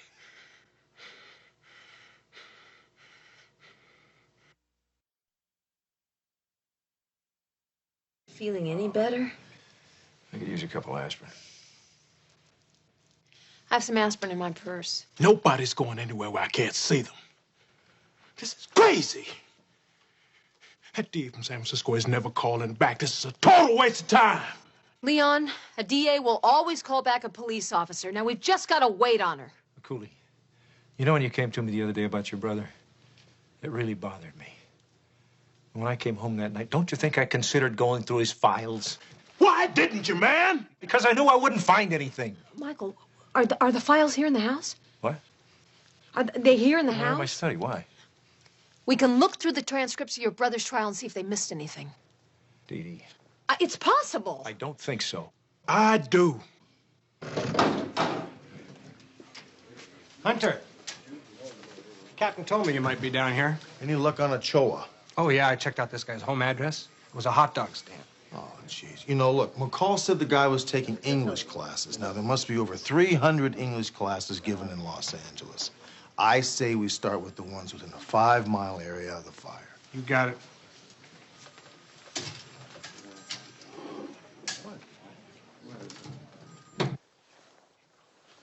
This is a waste of time. Don't you get it yet, man? Your friend is the only thing keeping you alive, so shut up. Now, here's something. Apparently, there was a discrepancy in the time that Terry Lincoln left your brother's garage on the night that she was killed. It's totally immaterial. The girl's blood was found all over the inside of his brother's car. He told you how that happened, man. He was doing some body work and she cut her hand on a sharp edge. Well, now, wait a minute. In the medical report, it says that they found a gash on Terry Lincoln's right hand. That happened during the struggle with him. What about the bicycle chain that she was strangled with? You know, it never did prove it was Douglas's. That's right. They didn't find any prints on it, and they couldn't trace it back to the original owner. That's because it was stolen. My brother never stole anything his entire life. I made sure of that. Leon, why do you think that Terry Lincoln was at your brother's garage? Dee Dee, it's all right there in the transcripts. Terry Lincoln went to his brother's house to break up with him. That never was true, man. Okay, look, they had a couple of arguments, but she really liked Douglas. Look, I don't care what they said in your courtroom. I know how the deal really went down. She went over there that night. She cut her hand. Douglas helped her bandage it. She went home at 10:30. Next thing we knew, she was dead. Well, then why wasn't there a bandage on her hand when the body was found? It could have fallen off in the struggle. No, they searched the site completely. There was no bandage. This all came out in the trial. You got an answer for everything, don't you? Any word on that Ochoa guy? Oh, no, I'm waiting to hear from Shire. Well, Haller is going to skate. If you guys don't find him, we can't hold him another 12 hours. His lawyer is breathing down the DA's neck. I'm sure he's breathing down your neck, too. Who says life's fair? Yeah. Thanks, Captain. Under homicide. This is all legal garbage, man. We're getting nowhere, lady. I haven't even gone through half the files yet. Nothing in it. Leon, I know how much you cared about your brother, but you gotta face the facts. He was guilty. Shut up! Shut up! Killing us isn't gonna change the facts, Leon. I didn't convict your brother. A jury did. I just laid out the facts. I did my job. That's what happened after, man. You wouldn't listen to me. I told you that guy in San Francisco, Derek Slocum, he did it. You don't know that.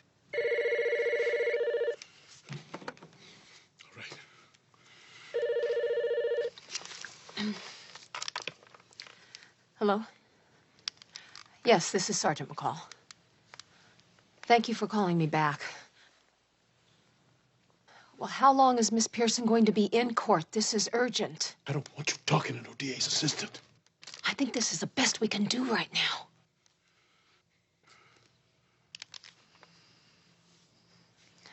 Yeah. Hi, I was wondering if you could answer some questions for me concerning a suspect in a case. His name is Derek Slocum. Hunter, good news. Picked up Ochoa at an ESL class about 3 miles from the factory. And she's willing to testify that Howard set the fire. That's great news. But what do you mean, she? Ochoa's a he. Oh, you must have got your signals crossed, pal. Ochoa's a woman. The A, it stood for Alejandra. Alejandra!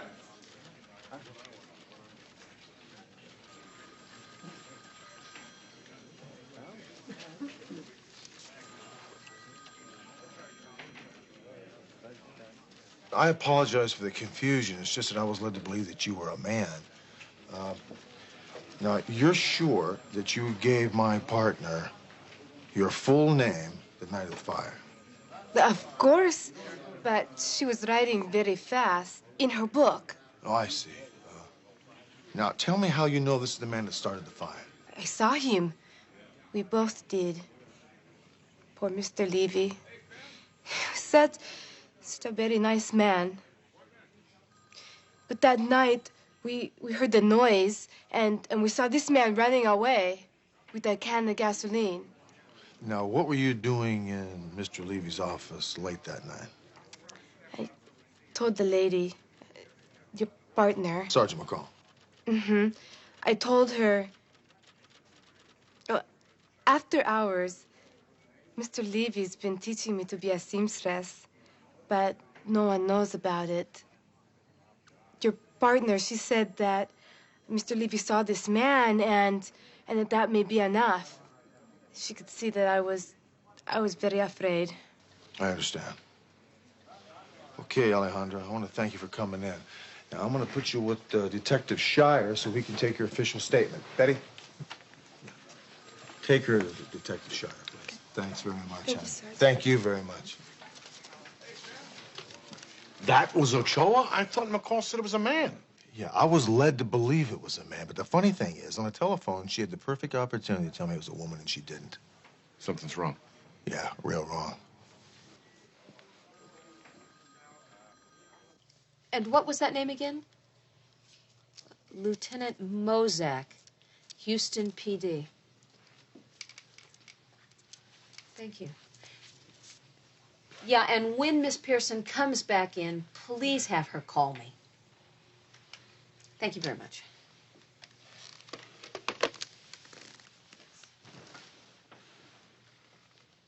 I thought you said you talked to the medical examiner. I did. Well, the ME says that girl in San Francisco was strangled with a bicycle chain. His findings were inconclusive. Didn't you have the slightest bit of doubt in your mind? You could have looked into Douglas's case, man. Give him some hope. I told you what prison was doing to him. I told you he couldn't take it. You don't re-examine a case with that kind of evidence. That DA mentioned a girl in Houston who also got strangled with a bicycle chain. She also mentioned some cop, Mozak, Lieutenant Mozak. Call him.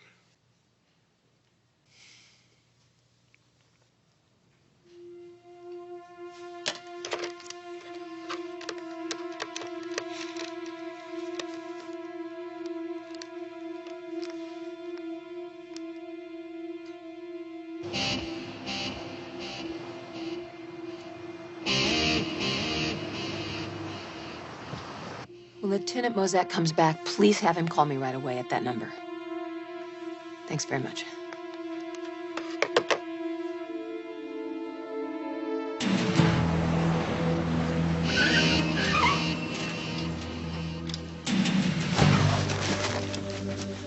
Not a word.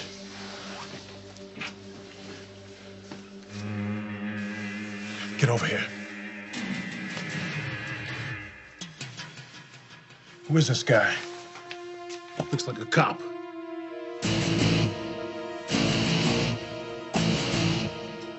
It's my partner.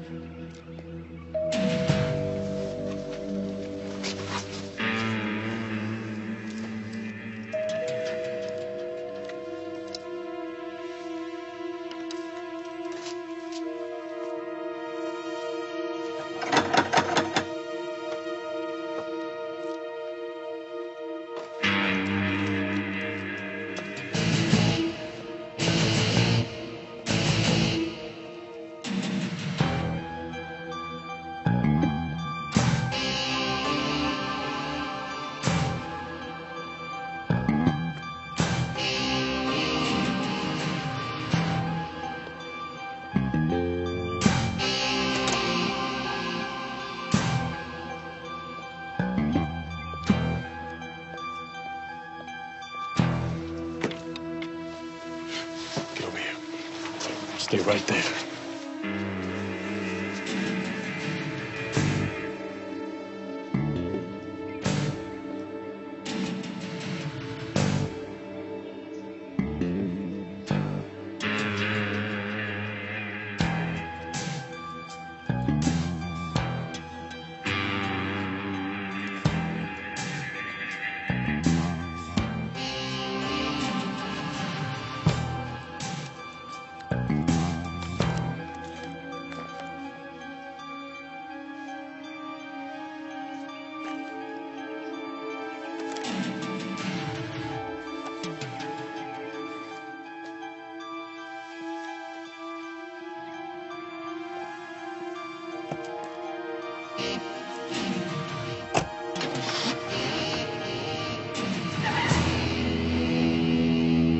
gone.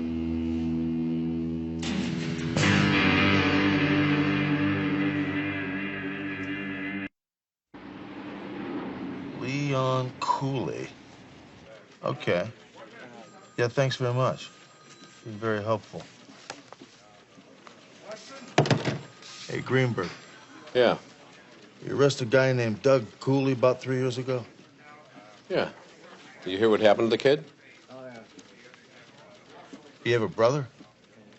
Yeah. Leon. Why? This is Sergeant Dee Dee McCall, LAPD homicide, calling again for Lieutenant Mozak. Correct, this is the second call. He's not in, but you're expecting him back shortly. When he does return, please have him call me at that number. This is urgent. Thank you. Thanks, bye.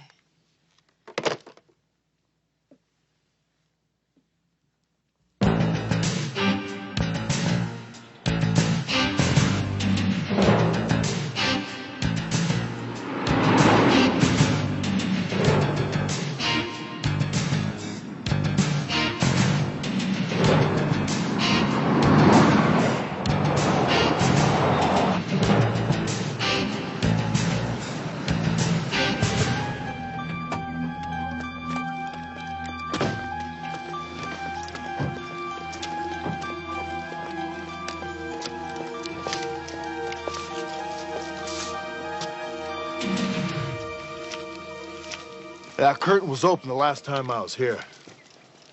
And I think Sergeant McCall is in there. I'm going around the side. If you don't hear from me in 5 minutes, come on in. I'll have my men in position in 2 minutes. Good. Would you take the right rear? Take the left rear. I'll key you on my rover. You stay with me.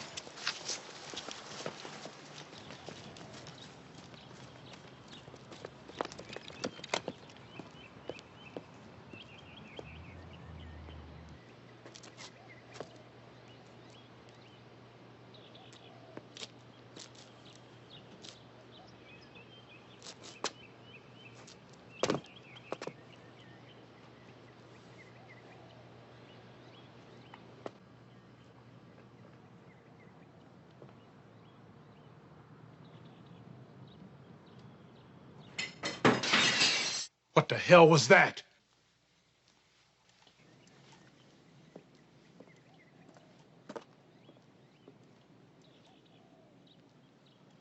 Get over here! Get over here now!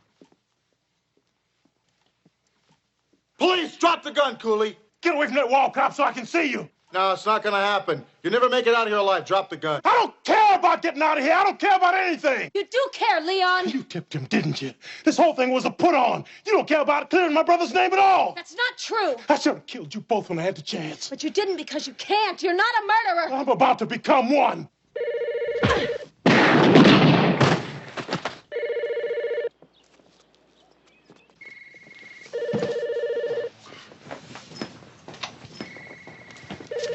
Is he gonna be all right? Yeah, he's gonna be all right. Nigel, come here. Mike, get an ambulance. Here, watch him for me. Hunter, untie me. Hello.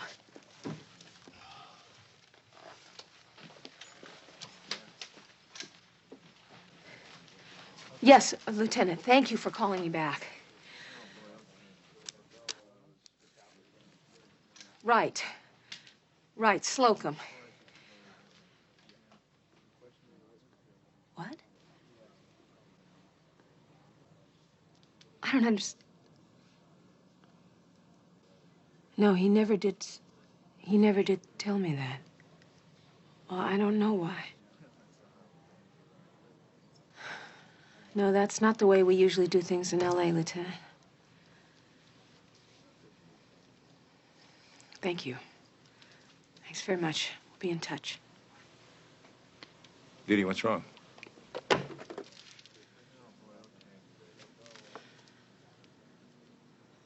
Mozak says that 3 months ago, his department contacted you and you didn't do anything about it.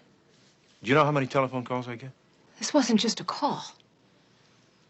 Mozak says that 3 months ago in Houston, A Derek Slocum was the prime suspect in the rape and murder of a 16-year-old girl, and it looked like she'd been strangled with a bicycle chain. It looked like, but they weren't sure. Mozak was familiar with the Douglas Cooley case. He told me that he called you. He told me that he told you about Slocum.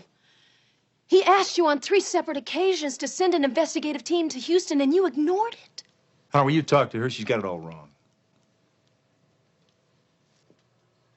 Mozak said they couldn't hold Slocum due to a technicality. When they finally arrested him in San Francisco, guess what they found in his possessions? A credit card belonging to Terry Lincoln's mother. I didn't know about the credit card. It's because you never bothered to check it out. Dee Dee, listen to me. Why did you tell him to listen to you? Damn. Michael. You sent an innocent man to prison. That man is dead. You're telling me that a seat on the federal bench was more important to you than a man's life?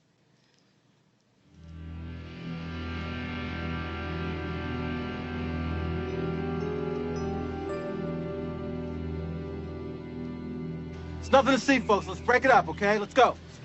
You'll probably wind up doing some jail time. I'll help you any way I can. And then what?